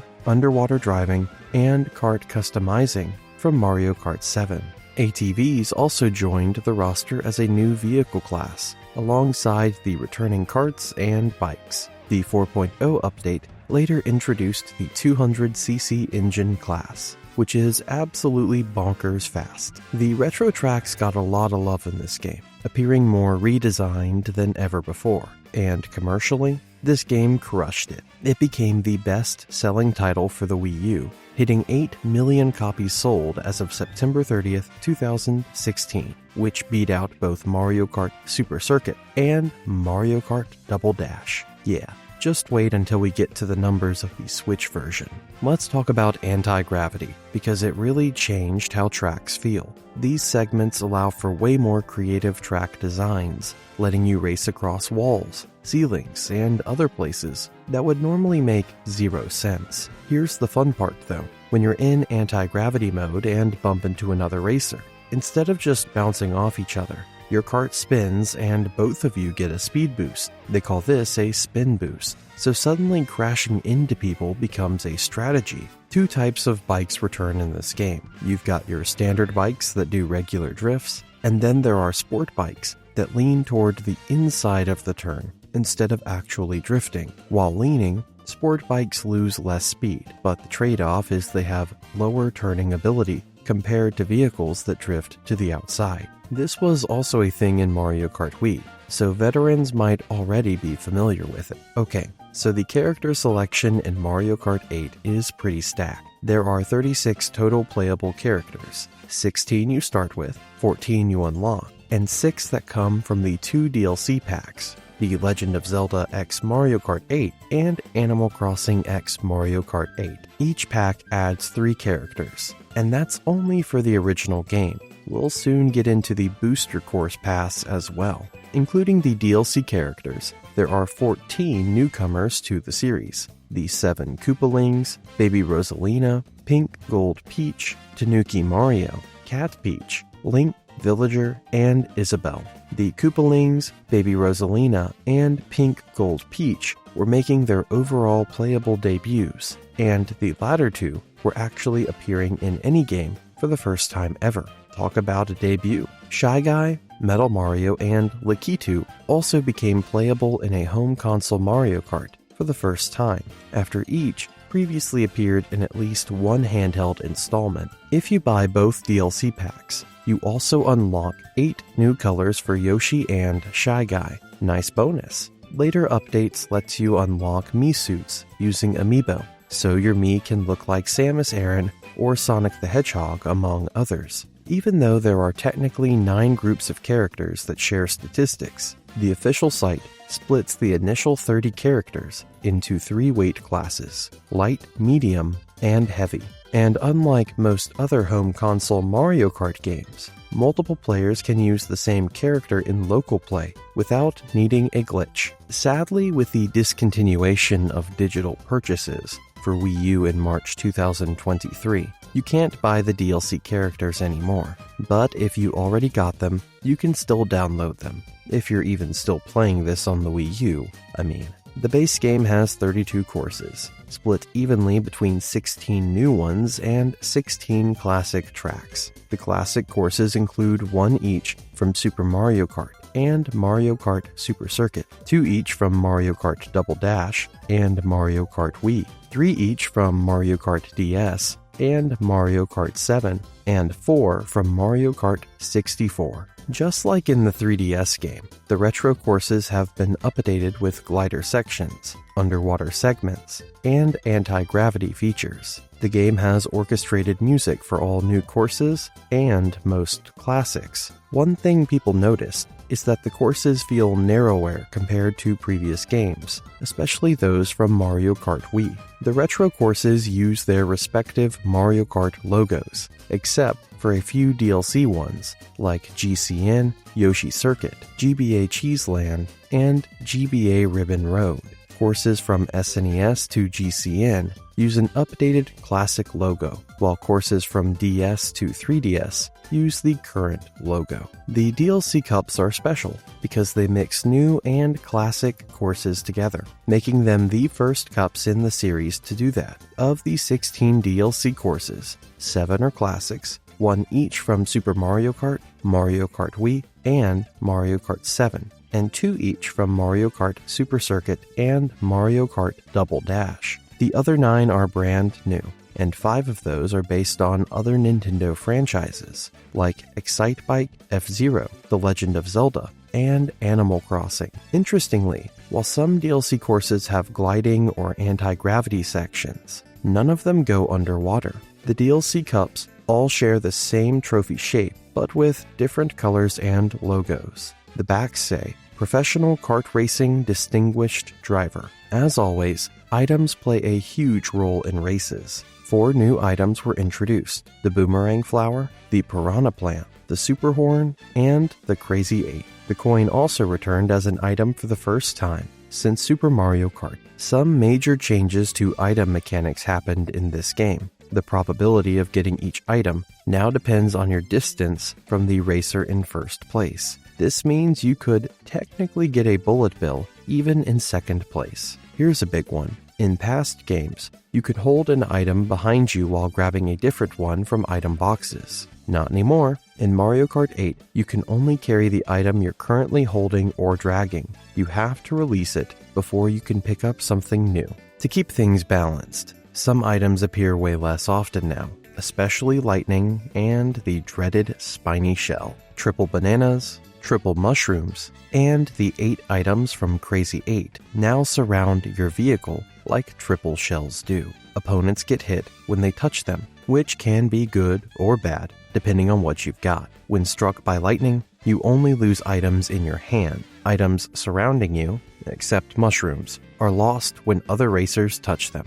The item icon on screen now shows a usage remaining meter, so you know how much time or how many uses you have left for items with limited usage. After launch, game updates added a bunch of cool stuff. There's now support for amiibo figurines, a 200cc difficulty setting, which is insane, by the way, player statistics, and additional Mii outfits. 2 paid DLC packs added characters, vehicles, and courses. Some of these came from other Nintendo franchises, including Link from The Legend of Zelda, Isabelle and Villager from Animal Crossing, Mute City and Big Blue from F-Zero, and Excitebike Arena from Excitebike. In March 2023, Nintendo had to halt online play for Mario Kart 8 and Splatoon because of a security vulnerability. Yikes. Thankfully, they fixed it with an update, and online play came back on August 3rd. But here's the sad news. Online services for Wii U, including Mario Kart 8 online play, were terminated on April 9th, 2024. And back on November 7th, 2017, when Nintendo ended the Miiverse service, players lost the ability to use the game's Miiverse stamps, upload highlight reels to YouTube, and create new online tournaments. Nintendo teased Mario Kart 8 Deluxe when they announced the Nintendo Switch in October 2016, then officially revealed it at the Nintendo Switch presentation on January 12, 2017. The trailer showed off mechanics like smart steering and crossover stuff from Splatoon. The game came out on April 28, 2017, following the Switch's March 3rd launch. Later updates added crossovers with The Legend of Zelda Breath of the Wild 2. Nintendo also announced a steering wheel accessory for the Switch Joy-Con controller, so you could use motion controls for steering. An overview trailer revealed details about Battle Mode, including several battle-exclusive courses, and the return of Shine Thief from Mario Kart Double Dash. Oh, and this is hilarious. After the release of the trailer, a bunch of internet memes popped up because Donkey Kong appeared to be doing a celebratory dab. The biggest change in Mario Kart 8 Deluxe compared to the original is Battle Mode. It finally returns to that arena-based style everyone loved. with 8 new battle courses, each with their own intro. This replaces the 8 racetracks that were used for battle mode in the original game. Now, each player starts with 5 balloons instead of 3, and the character in the lead actually wears a crown on their character, not just on the map like before. Players start with 0 points now instead of 3, and balloons no longer serve as remaining points. If you lose all your balloons, you can respawn, which was a feature from Mario Kart Wii and Mario Kart 7. Your score gets halved though, and you come back with 3 balloons instead of 5. A nice new touch is that you can see exactly who hit whom at the bottom of the screen. After getting hit, you get about 1.5 seconds of invincibility, which wasn't in the original game.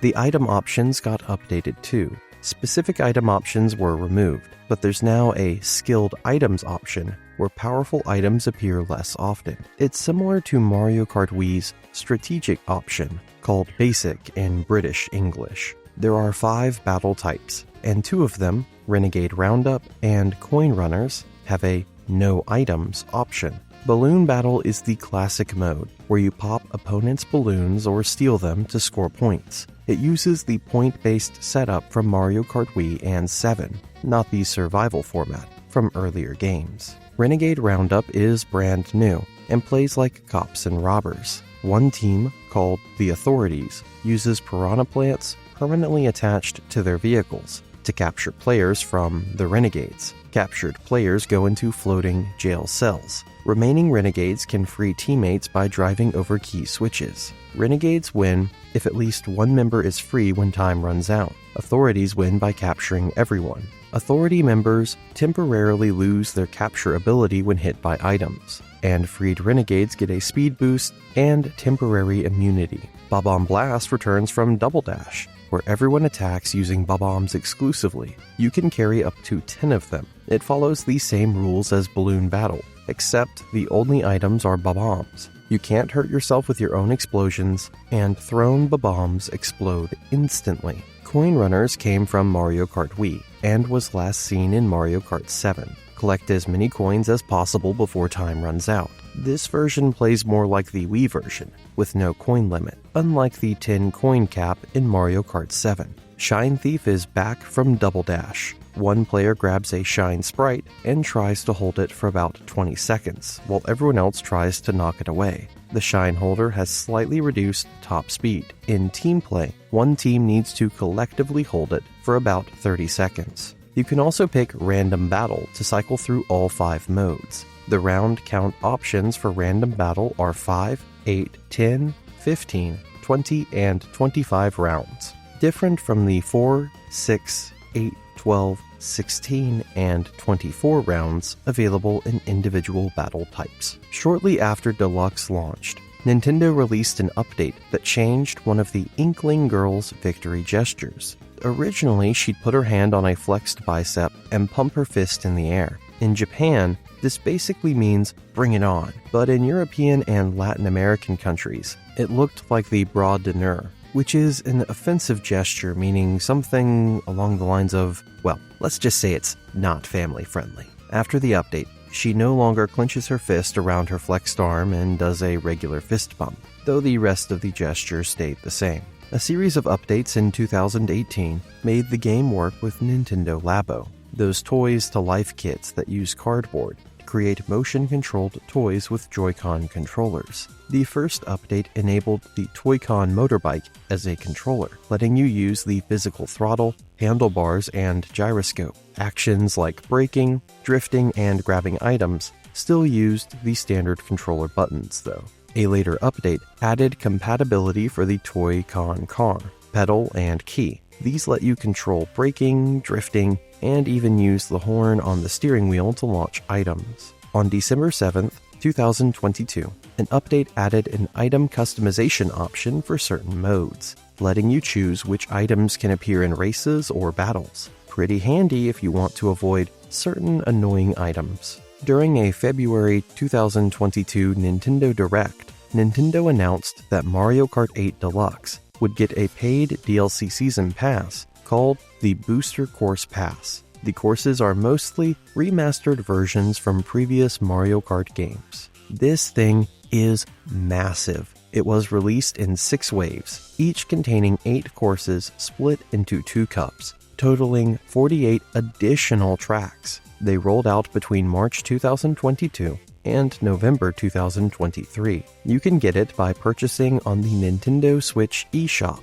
or through a Nintendo Switch Online expansion pack subscription. In Hong Kong, physical game cases also included activation codes, though you need the base game to use them. If you own the Booster Course Pass or have an active expansion pack subscription, a little superstar icon appears next to the version number on the title screen. The first wave was available to preload on March 15, 2022, and released in most regions on March 18, 2022. The pack marks the longest gap between a Super Mario game's original release and its DLC, with the first wave coming nearly 5 years after Mario Kart 8 Deluxe launched. It also makes this the first Mario Kart game to feature classic courses from games that came out from the original game's release, since Mario Kart Tour and its courses debuted after Deluxe. Wave 1 dropped on March 18, 2022, with the Golden Dash Cup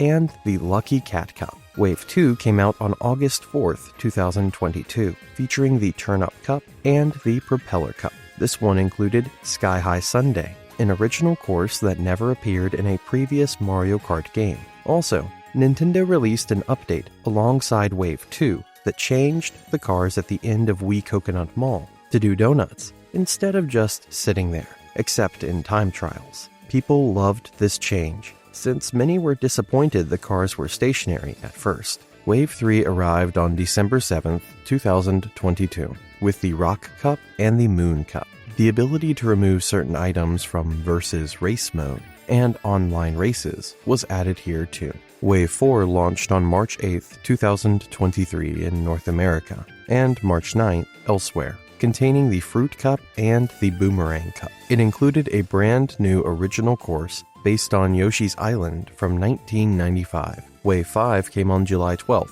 2023, with the Feather Cup and the Cherry Cup, plus a brand new course called Squeaky Clean Sprint. Wave 6, the final one, was shown in a Nintendo Direct on September 14, 2023, and released on November 9, 2023, with the Acorn Cup and the Spiny Cup. This wave added a music player featuring tracks from all courses and 18 additional costumes for Mii racers. Starting in February 2023, Nintendo added 8 more playable characters, all of whom appeared in previous Mario Kart games. Birdo debuted in Wave 4 with 9 selectable colors. Petey Piranha, Wiggler, and Kamek joined in Wave 5. Diddy Kong, Funky Kong, Pauline, and Peachette rounded things out in Wave 6. Wiggler, Gold Mario, Kamek, Pauline, Peachette, and all Birdo variants are playable in a home console Mario Kart installment for the first time. Kamek, Pauline, Peachette, and most Birdo variants originally came from Mario Kart Tour, which released after Mario Kart 8 Deluxe. With Birdo in Wave 4 and Diddy Kong plus Funky Kong in Wave 6, every playable character from Mario Kart Wii is now included in Mario Kart 8 Deluxe. That's pretty awesome. Gold Mario is the only unlockable character in Deluxe, and you get him by clearing all cups of the 200cc Grand Prix. The version 1.6.0 update added Champion's Tunic Link based on his Breath of the Wild appearance. When unlocked, Gold Mario and Champion's Tunic Link become the default versions of their characters, while Metal Mario and Skyward Sword Link become alternate costumes. As of the 3.0.0 update, the character select screen remembers the last costume you used for characters with alternates. There are more weight classes in Deluxe compared to the Wii U game,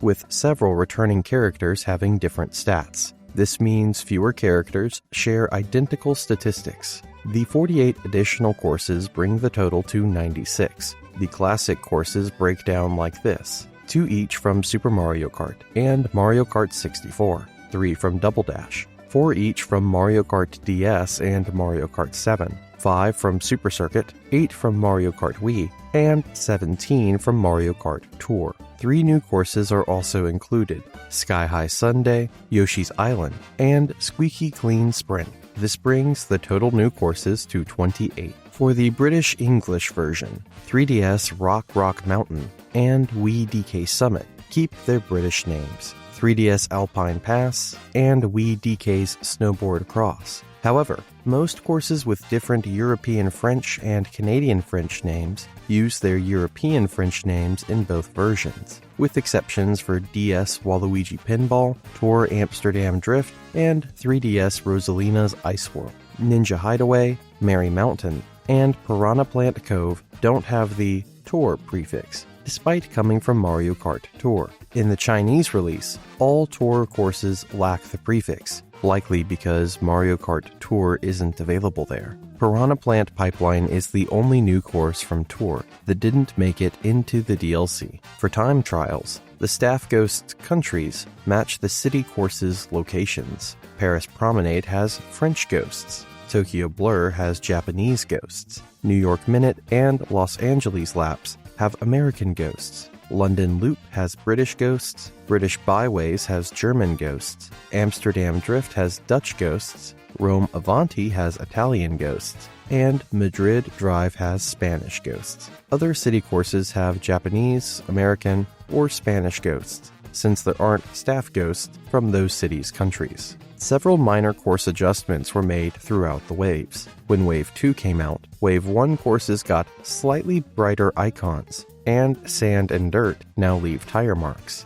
The Coconut Mall car section was changed to make cars move around as hazards, except in time trials, where they stay still. Wave 6 added a credit sequence for the Booster Course Pass. If you own the pass, it plays after completing all its cups in at least 3rd place, then plays again whenever you finish the Moon Cup or Spiny Cup in 3rd or better. If you don't own the pass but have raced on its courses 100 or more times in online or wireless multiplayer, it plays after completing any cup, then replays when you finish the Bell Cup in 3rd or better. The credits show a downward scrolling sequence with labels and stickers from various brands, plus photos from the promotional trailers and silhouettes of objects matching the courses being shown. It ends with a photo of Lakitu and most playable characters, minus babies, alternate costumes, Inklings, villagers, Isabelle, Link, Mies, and color variants,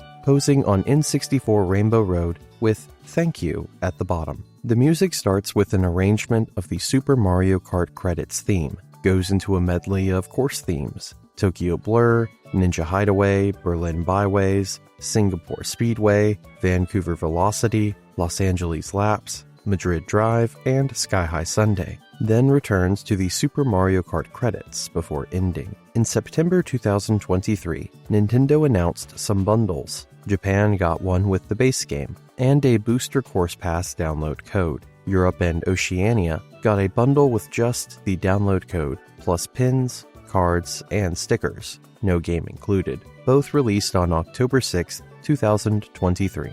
An official soundtrack with 68 songs, including tracks from both DLC packs, could be ordered by Club Nintendo members in Japan, Europe, and Oceania. A North American release hasn't been announced yet. Mario Kart 8 is the first game in the series where no courses share background music. Every previous installment had at least some courses with the same music, similar to Super Mario Galaxy and Super Mario 3D World. The entire soundtrack is orchestrated and live recorded, even the electronic sounding songs. Previous games usually had pre-programmed music with keyboards and synthesized sounds. Despite being recorded live, the music still used virtual instruments from various synthesizers and sound libraries, including Apple's Logic Pro, Best Services Gigapack and Orchestral Colors, East-West Studios instruments like Goliath, Gypsy, Ministry of Rock, and Symphonic Orchestra, the Korg Triton,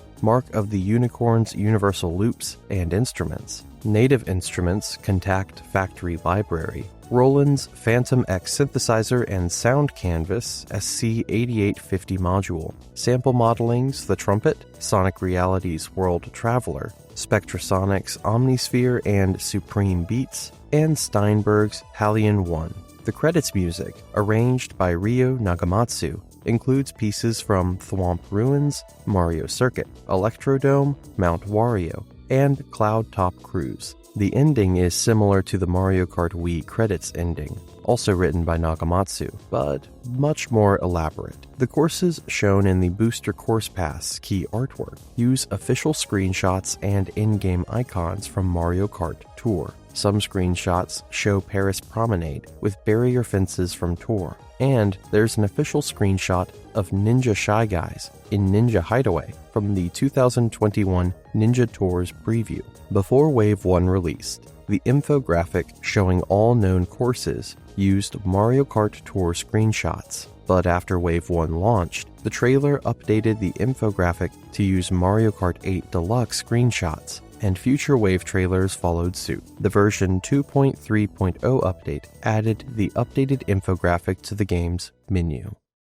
So you've probably heard about Mario Kart Tour, right? Whether you've been playing since day one, or you're just now curious about what the fuss is all about, we've got all the details for you.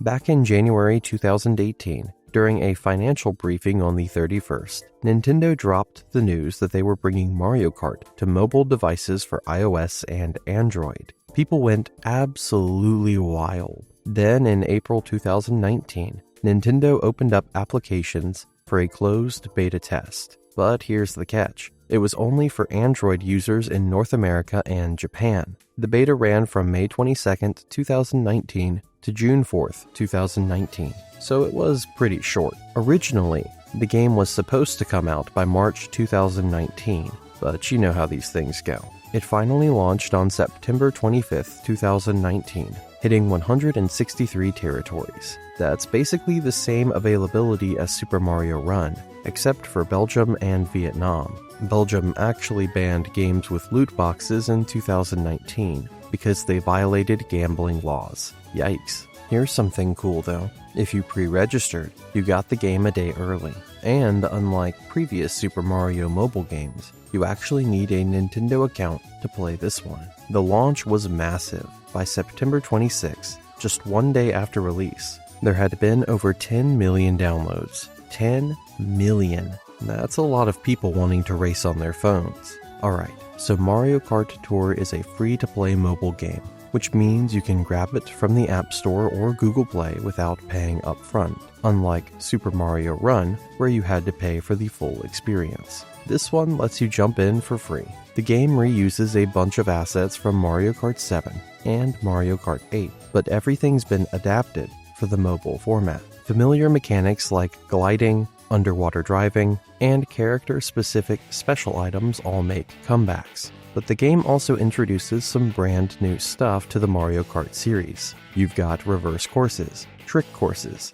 a combo system that gives you points based on your actions, and the Frenzy mechanic. Oh man, Frenzy is wild. If you have 3 item slots and you get the same item in all 3, you can deploy a massive amount of that item during the race. Imagine unleashing a ton of spiny shells or bullet bills. Chaos. You can play in either portrait or landscape mode, which is nice for flexibility. The touch controls are pretty intuitive. You drag your finger across the screen to steer the kart. There are 3 different ways to handle turns, so you can find what works best for you. If your phone supports it, you can use the gyroscope to steer by tilting your device. You can also choose what happens when you tap and slide your fingers on the main screen area, with the other action being done by tapping a small circular button at the bottom and sliding if needed. The main setting has your driver jump every time you tap the screen, and you drift by sliding your fingers. The other configuration doesn't make the kart jump when you tap, so sliding just steers.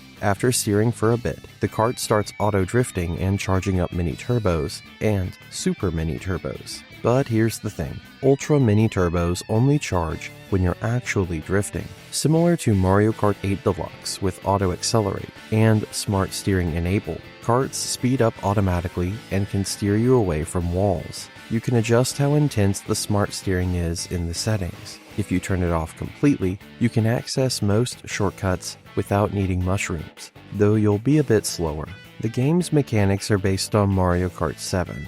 and tons of courses from that game, both new and retro, show up in Mario Kart Tour. Some features from Mario Kart 8 that needed major changes, like bikes, ATVs, anti-gravity, and 12-player races, didn't make the cut. But the 200cc class is there if you want that speed demon experience. Other features from Mario Kart 8 Deluxe like Auto Accelerate, Smart Steering, and Ultra Mini Turbos are also present. One thing that's different from Mario Kart 7, 8, and 8 Deluxe is that you can't customize your tires. They're locked to specific karts and don't affect stats. Kind of a bummer if you liked mixing and matching, but that's mobile gaming for you.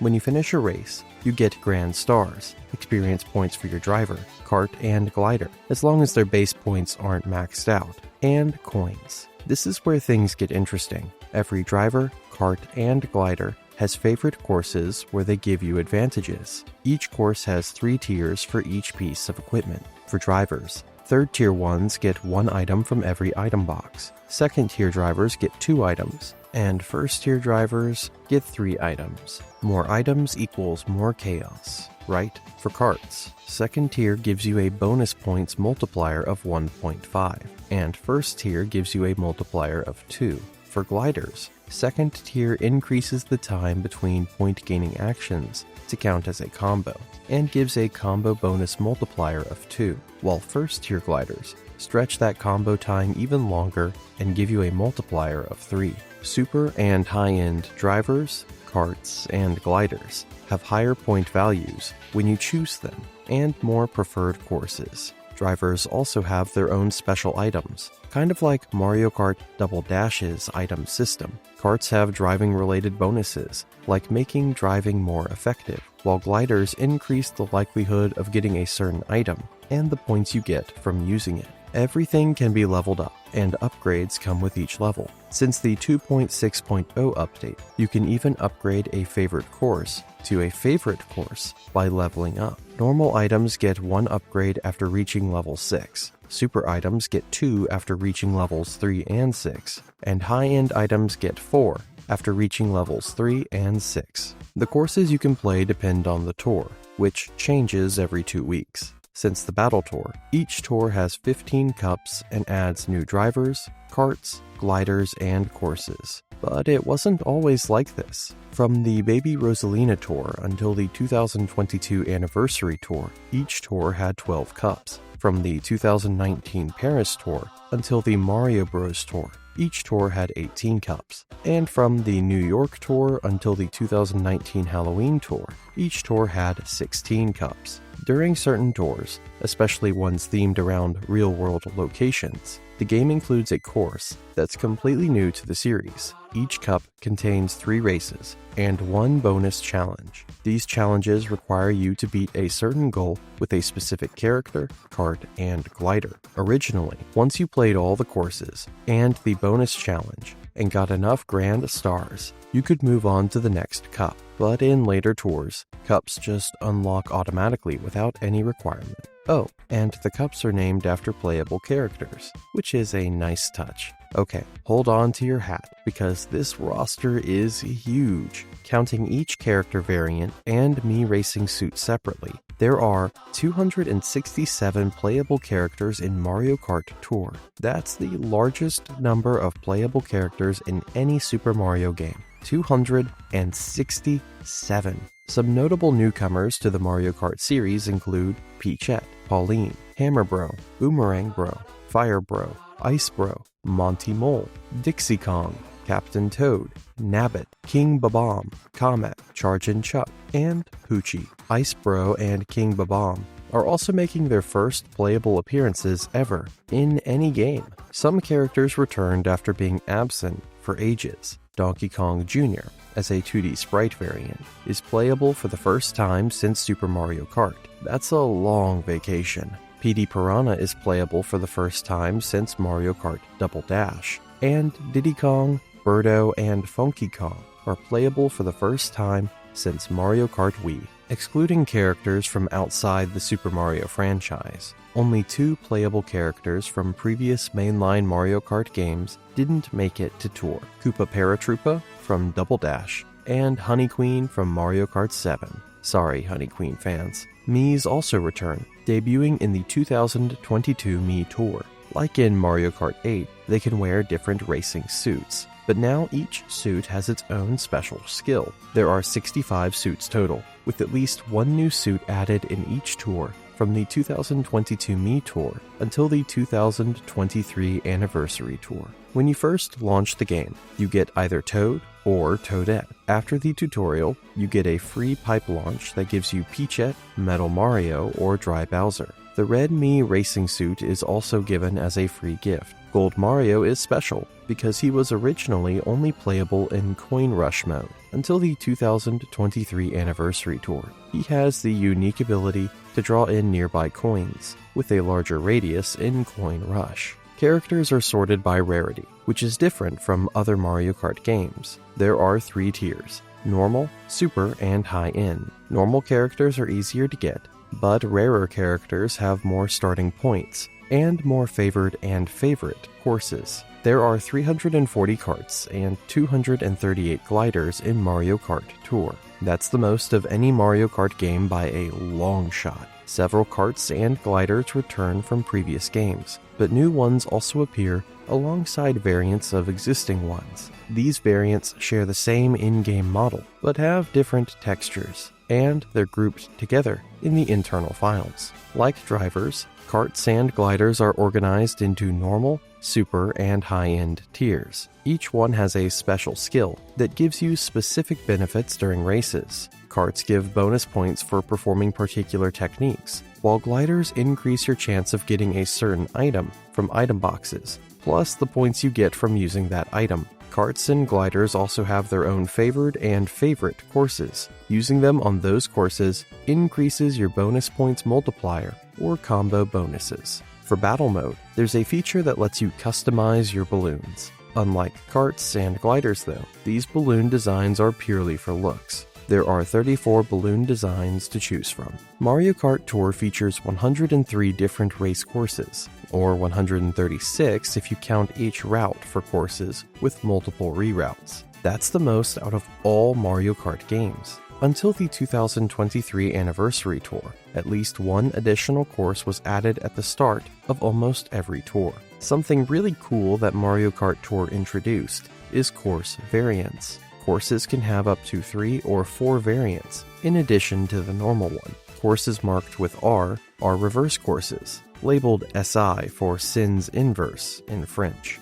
These are driven backwards with alterations to make it work, and sometimes added course elements. Every race course has an R variant. Courses marked with T are trick courses, labeled A for acrobatique in French, and X for extreme in other languages. These have tons of extra ramps, Konami roads, and obstacles for performing jump boosts. Some T variants have other changes too, like adding Konami roads to replace glider sections in DS Airship Fortress T, changing the order you traverse the course in N64 Calamari Desert 2T, or even changing where you start in 3DS Rock Mountain T. Every course except GBA Bowser's Castle 4 has a T variant. Courses marked with RT combine reverse and trick elements, labeled SIA in French and RX for reverse extreme in other languages. They go through the course backwards while adding more ramps, Konami roads, and obstacles. Unlike R and T variants,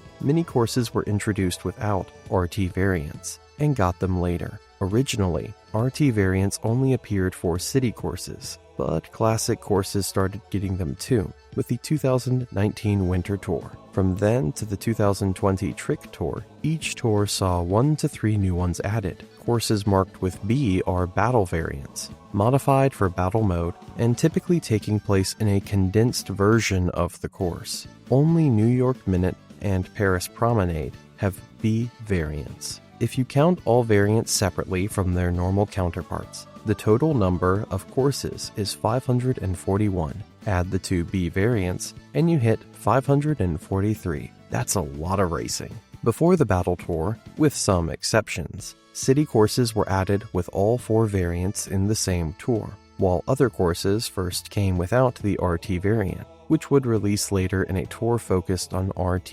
editions. From the Battle Tour onwards, all new courses debuted with all 4 variants at once, just like the city courses. Almost every tour features classic and remix courses, while new courses appear exclusively in specific tours. The beta version of the game had some differences from what we got in the final release. The stamina element was removed, which honestly was probably a good call. The timers that restricted access to certain cups can now be sped up using quick tickets. Oh, and here's a fun fact. Rubies were originally called emeralds. To celebrate the Super Mario Bros. 35th anniversary, the game was updated to include 2 new characters, SNES Mario and Donkey Kong Jr. Neither of them had appeared in the series since Super Mario Kart, so that was a pretty big deal for longtime fans. Several drivers, karts, gliders, and courses had data strings and files relating to them in the game's data before they were actually released. Some of this stuff never even came out. The game's data also contained unused versions of some course icons that show the courses less accurately than the final versions. Here's the sad part. Nintendo stopped releasing new content for the game on October 4th, 2023. Now they're just rerunning previous events and tours. On September 11th, 2023, they announced that the 2023 Anniversary Tour would be the final tour to introduce new courses, drivers, karts, and gliders. Since then, the only new content has been some badges celebrating anniversaries, a shop description for the Sky High Flyer, and mechanic variants from Mario, Luigi, the Tiny Titan, and its variants to promote Mario Kart World. The 2025 rerun of the Sunshine Tour included a bit of new content to celebrate World's release, but Nintendo has stated that no new drivers or karts will be added after this. The good news is that much of the game's content was brought back as downloadable content for Mario Kart 8 Deluxe and the series' next entry, Mario Kart World, so the courses and characters live on. Here's something noteworthy. Mario Kart Tour was the last original game release to feature Charles Martinet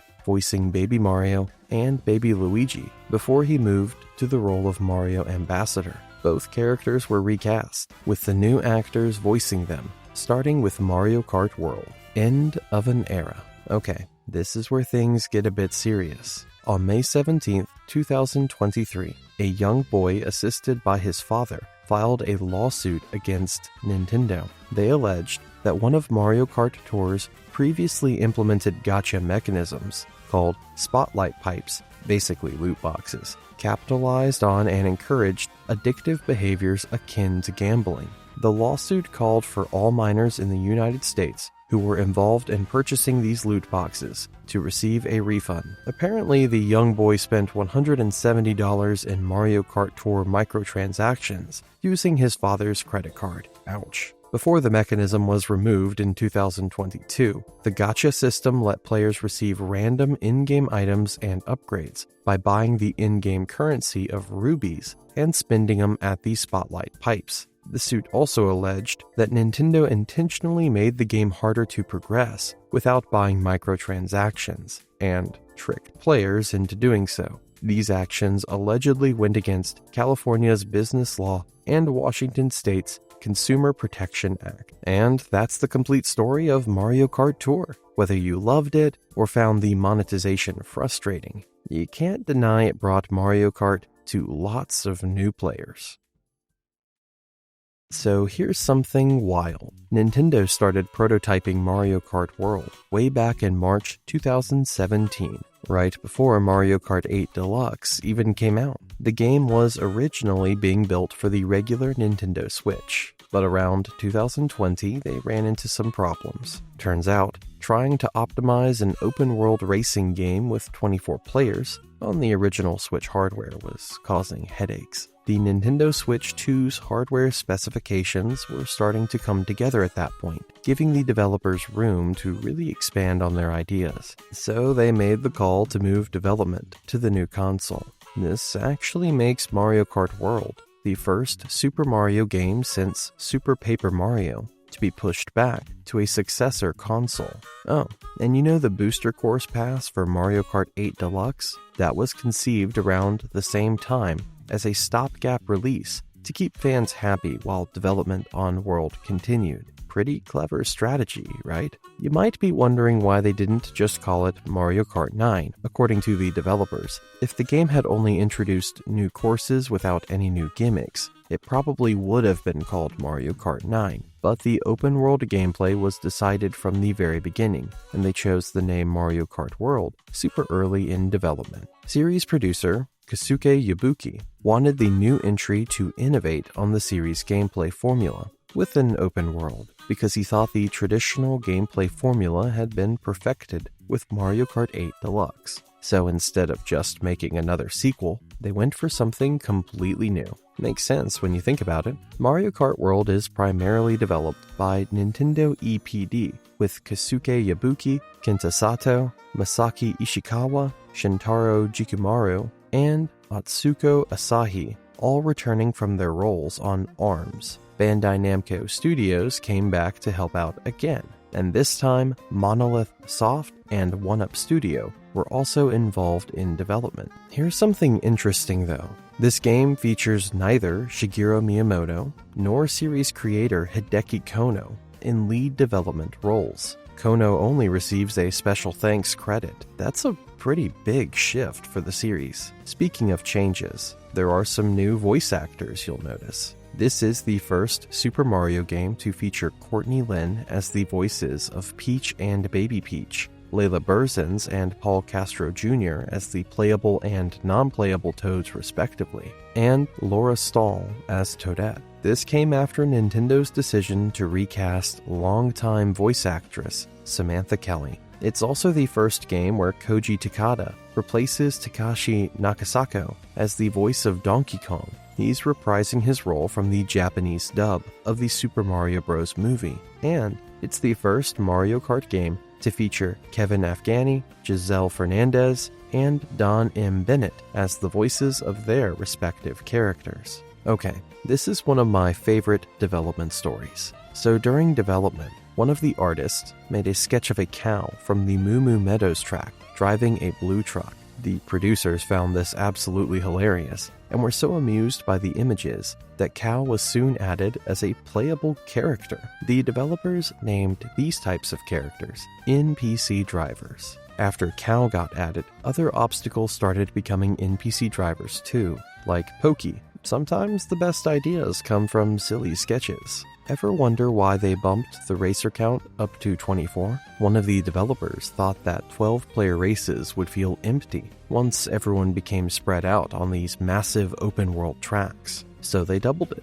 Now races feel packed with action no matter where you are on the course. The game marked the playable debut of many enemies from across the series, including Cataquack, Swoop, and Conkdor, among many more. This game features the most brand new playable character additions to the Mario Kart series to date. The art style has changed too, now further resembling 2D illustrations drawn by Shigehisa Nakaui, similar to the look of Super Mario Bros. Wonder. Visually, it's the first entry in the series, and the first Super Mario game overall that can be played in resolutions higher than 1080p, looking sharp. On January 16, 2025, Nintendo announced the Nintendo Switch 2 with footage of Mario Kart World. Critics compared the art style to Super Mario Bros. Wonder and the Super Mario Bros. Movie, both from 2023. In the Nintendo Direct on April 2,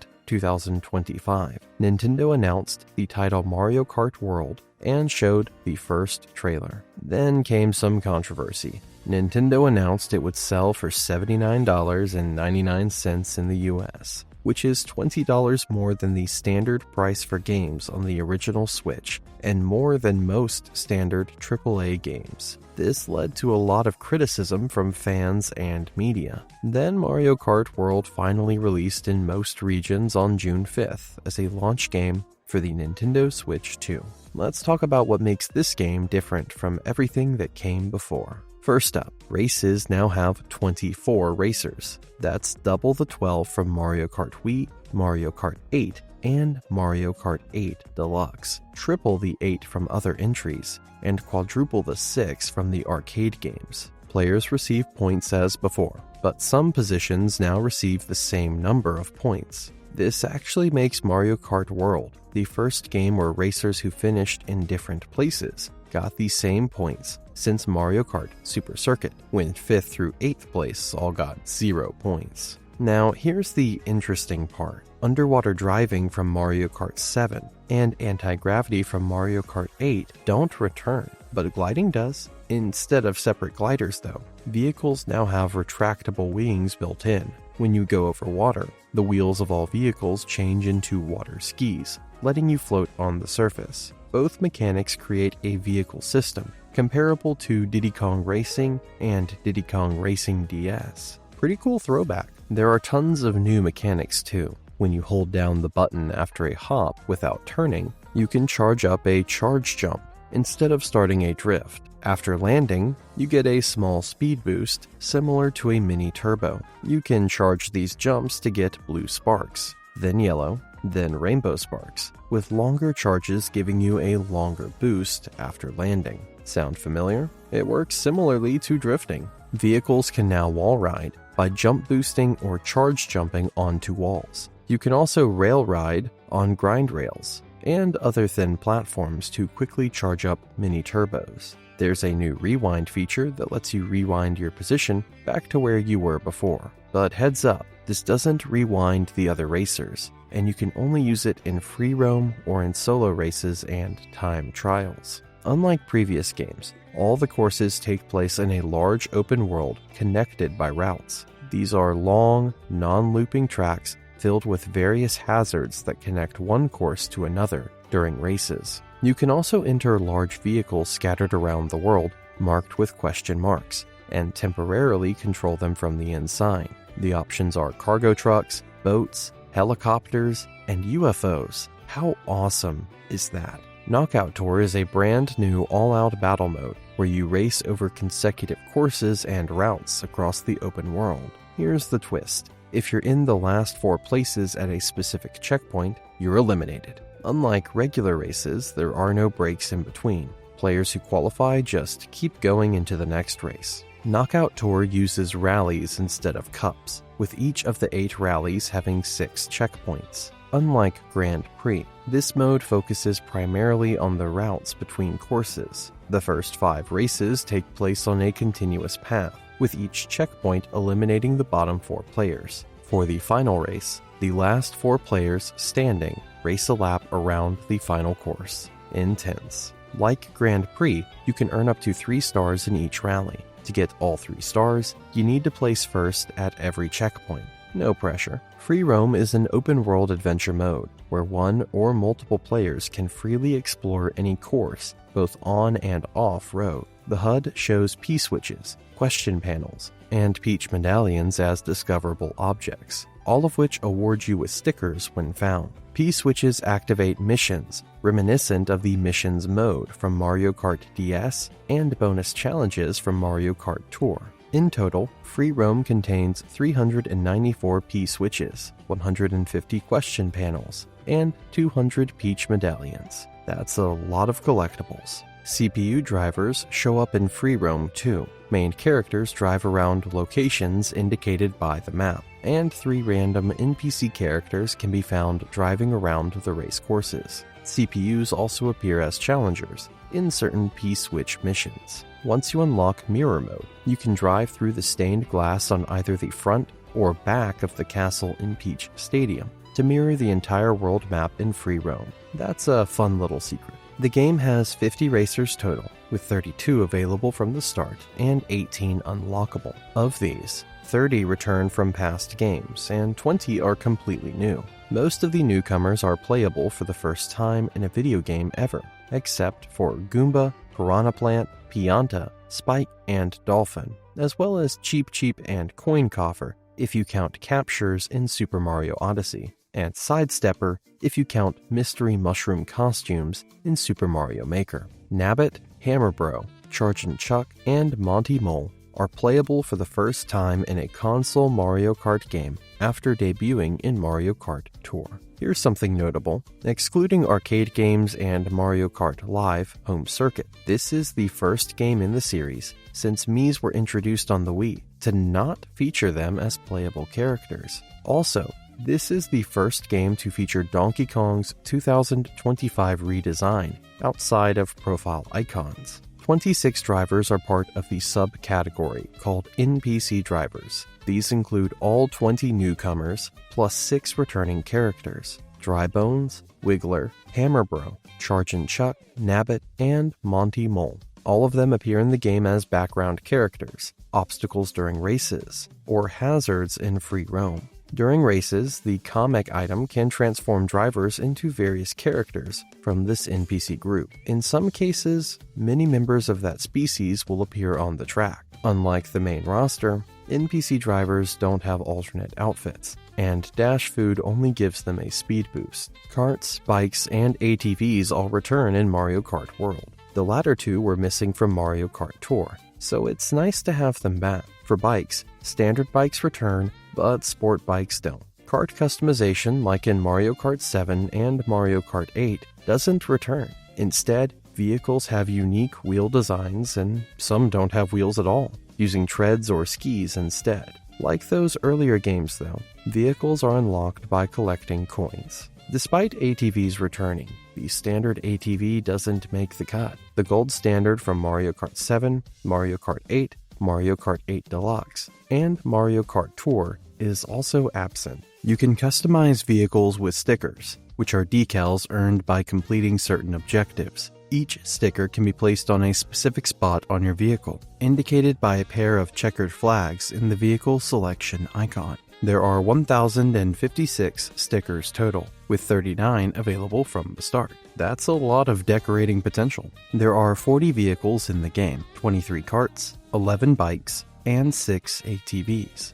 This allows for 6,120 character vehicle combinations. 11 vehicles, 6 karts, 4 bikes, and 1 ATV are available from the start, with the rest needing to be unlocked. Counting courses with multiple variants together, Mario Kart World has 30 courses. 16 are new, while 14 return from previous entries. In addition to these 30 courses, there are 202 routes connecting them all. Routes make tracks function similarly to sectioned courses, where you drive 2 to 4 sections before playing one lap of the destination course. The 14 returning courses include one that debuted in both Mario Kart Tour and the Mario Kart 8 Deluxe Booster Course Pass, 2 each from Super Mario Kart, Mario Kart 64, Mario Kart Double Dash, Mario Kart Wii, and Mario Kart 7, and 3 from Mario Kart DS. One course from Super Mario Kart, Mario Circuit, is actually a combined version of multiple courses from that game, which can be driven through individually from certain routes. No courses from Mario Kart, Super Circuit, or Mario Kart 8 return, marking a series first for Super Circuit, and the second instance for Mario Kart 8 after Mario Kart Tour. This is also the first game since Mario Kart Wii without a classic Rainbow Road, and the first where Mario Circuit only appears as a classic course. 2 new courses, Crown City and Peach Stadium, are used twice in Grand Prix with different layouts. When played without routes, Crown City combines both Grand Prix layouts with its Shell Cup and third layouts significantly cut, and the former driven in reverse, while Peach Stadium exclusively uses its Special Cup layout. Certain routes may cause Peach Stadium's Shell Cup layout to be mirrored. Shy Guy Bazaar and Crown City have additional layouts exclusive to Versus races when approaching from certain routes. Approaching Shy Guy Bazaar from Wario Stadium or Airship Fortress takes players onto a layout featuring a palace with Daisy's emblem next to the bazaar. Crown City has a third layout in the nearby water if approached from Peach Stadium, except in the Ice Rally, Moo Moo Meadows, or Choco Mountain. Peach Beach returns as a lap section hybrid course, with Lap 1 going through the original layout and a new layout for sections 2 and 3. All routes leading to Peach Beach only use the new sections. Certain routes to Mario Bros. Circuit, Desert Hills, Wario Stadium, DK Pass, Koopa Troopa Beach, and Moo Moo Meadows lead to the course being driven backwards, similar to reverse courses from Mario Kart Tour. When this happens, the minimap for the destination course gets flipped upside down, except for Desert Hills and Moo Moo Meadows in certain cases. Unlike previous games with set skyboxes for each course, every course in the game, except Rainbow Road, has 4 different skyboxes for sunrise, daytime, sunset, and nighttime. These can progress as you drive through routes and laps. Beautiful. Classic courses have been revamped even more than in Mario Kart 8, bearing even less resemblance to their original appearances. While most had already appeared as classic courses before, Wario Stadium, Sky High Sundae, and Toad's Factory appear as classic courses for the first time. Unlike Mario Kart 8 and Mario Kart Tour, all classic courses use the modern Mario Kart logo for their finish lines, regardless of origin. This is the first Mario Kart game since Super Circuit to not have prefixes on classic race course names, and the first for battle courses since Mario Kart DS. While not playable as traditional race courses, 7 more courses from Super Mario Kart can be seen or visited in free roam or during rounds. These include Ghost Valley 1, 2, and 3 at the entrance to Boo Cinema, Koopa Beach 1 next to Koopa Beach 2, called Koopa Troopa Beach here, Choco Island 1 and 2, southeast and southwest of Choco Mountain, and Vanilla Lake 1, just called Vanilla Lake in-game, in an icy canyon northeast of Wario Shipyard. These courses can be raced in P-Switch missions, which refer to them as tributes. If counted, Koopa Beach 1 and Ghost Valley 3 increase the number of courses, making their classic debut to 5. Courses with different names between British English and American English, like Wario Shipyard, use their respective regional names again, unlike in Mario Kart Tour. Of the returning items, the Ice Flower and Hammer make their first appearance in a home console Mario Kart game after debuting in Mario Kart Tour. The Mega Mushroom also makes its first home console appearance since debuting in Mario Kart Wii. The feather is now usable during races like in Super Mario Kart, rather than being exclusive to battle mode, like in Mario Kart 8 Deluxe and Mario Kart Tour. Interestingly, despite being returning items, the Ice Flower, Hammer, Feather, and Mega Mushroom are all classified as new items on the game's website and in the Mario Kart World Direct. During free roam,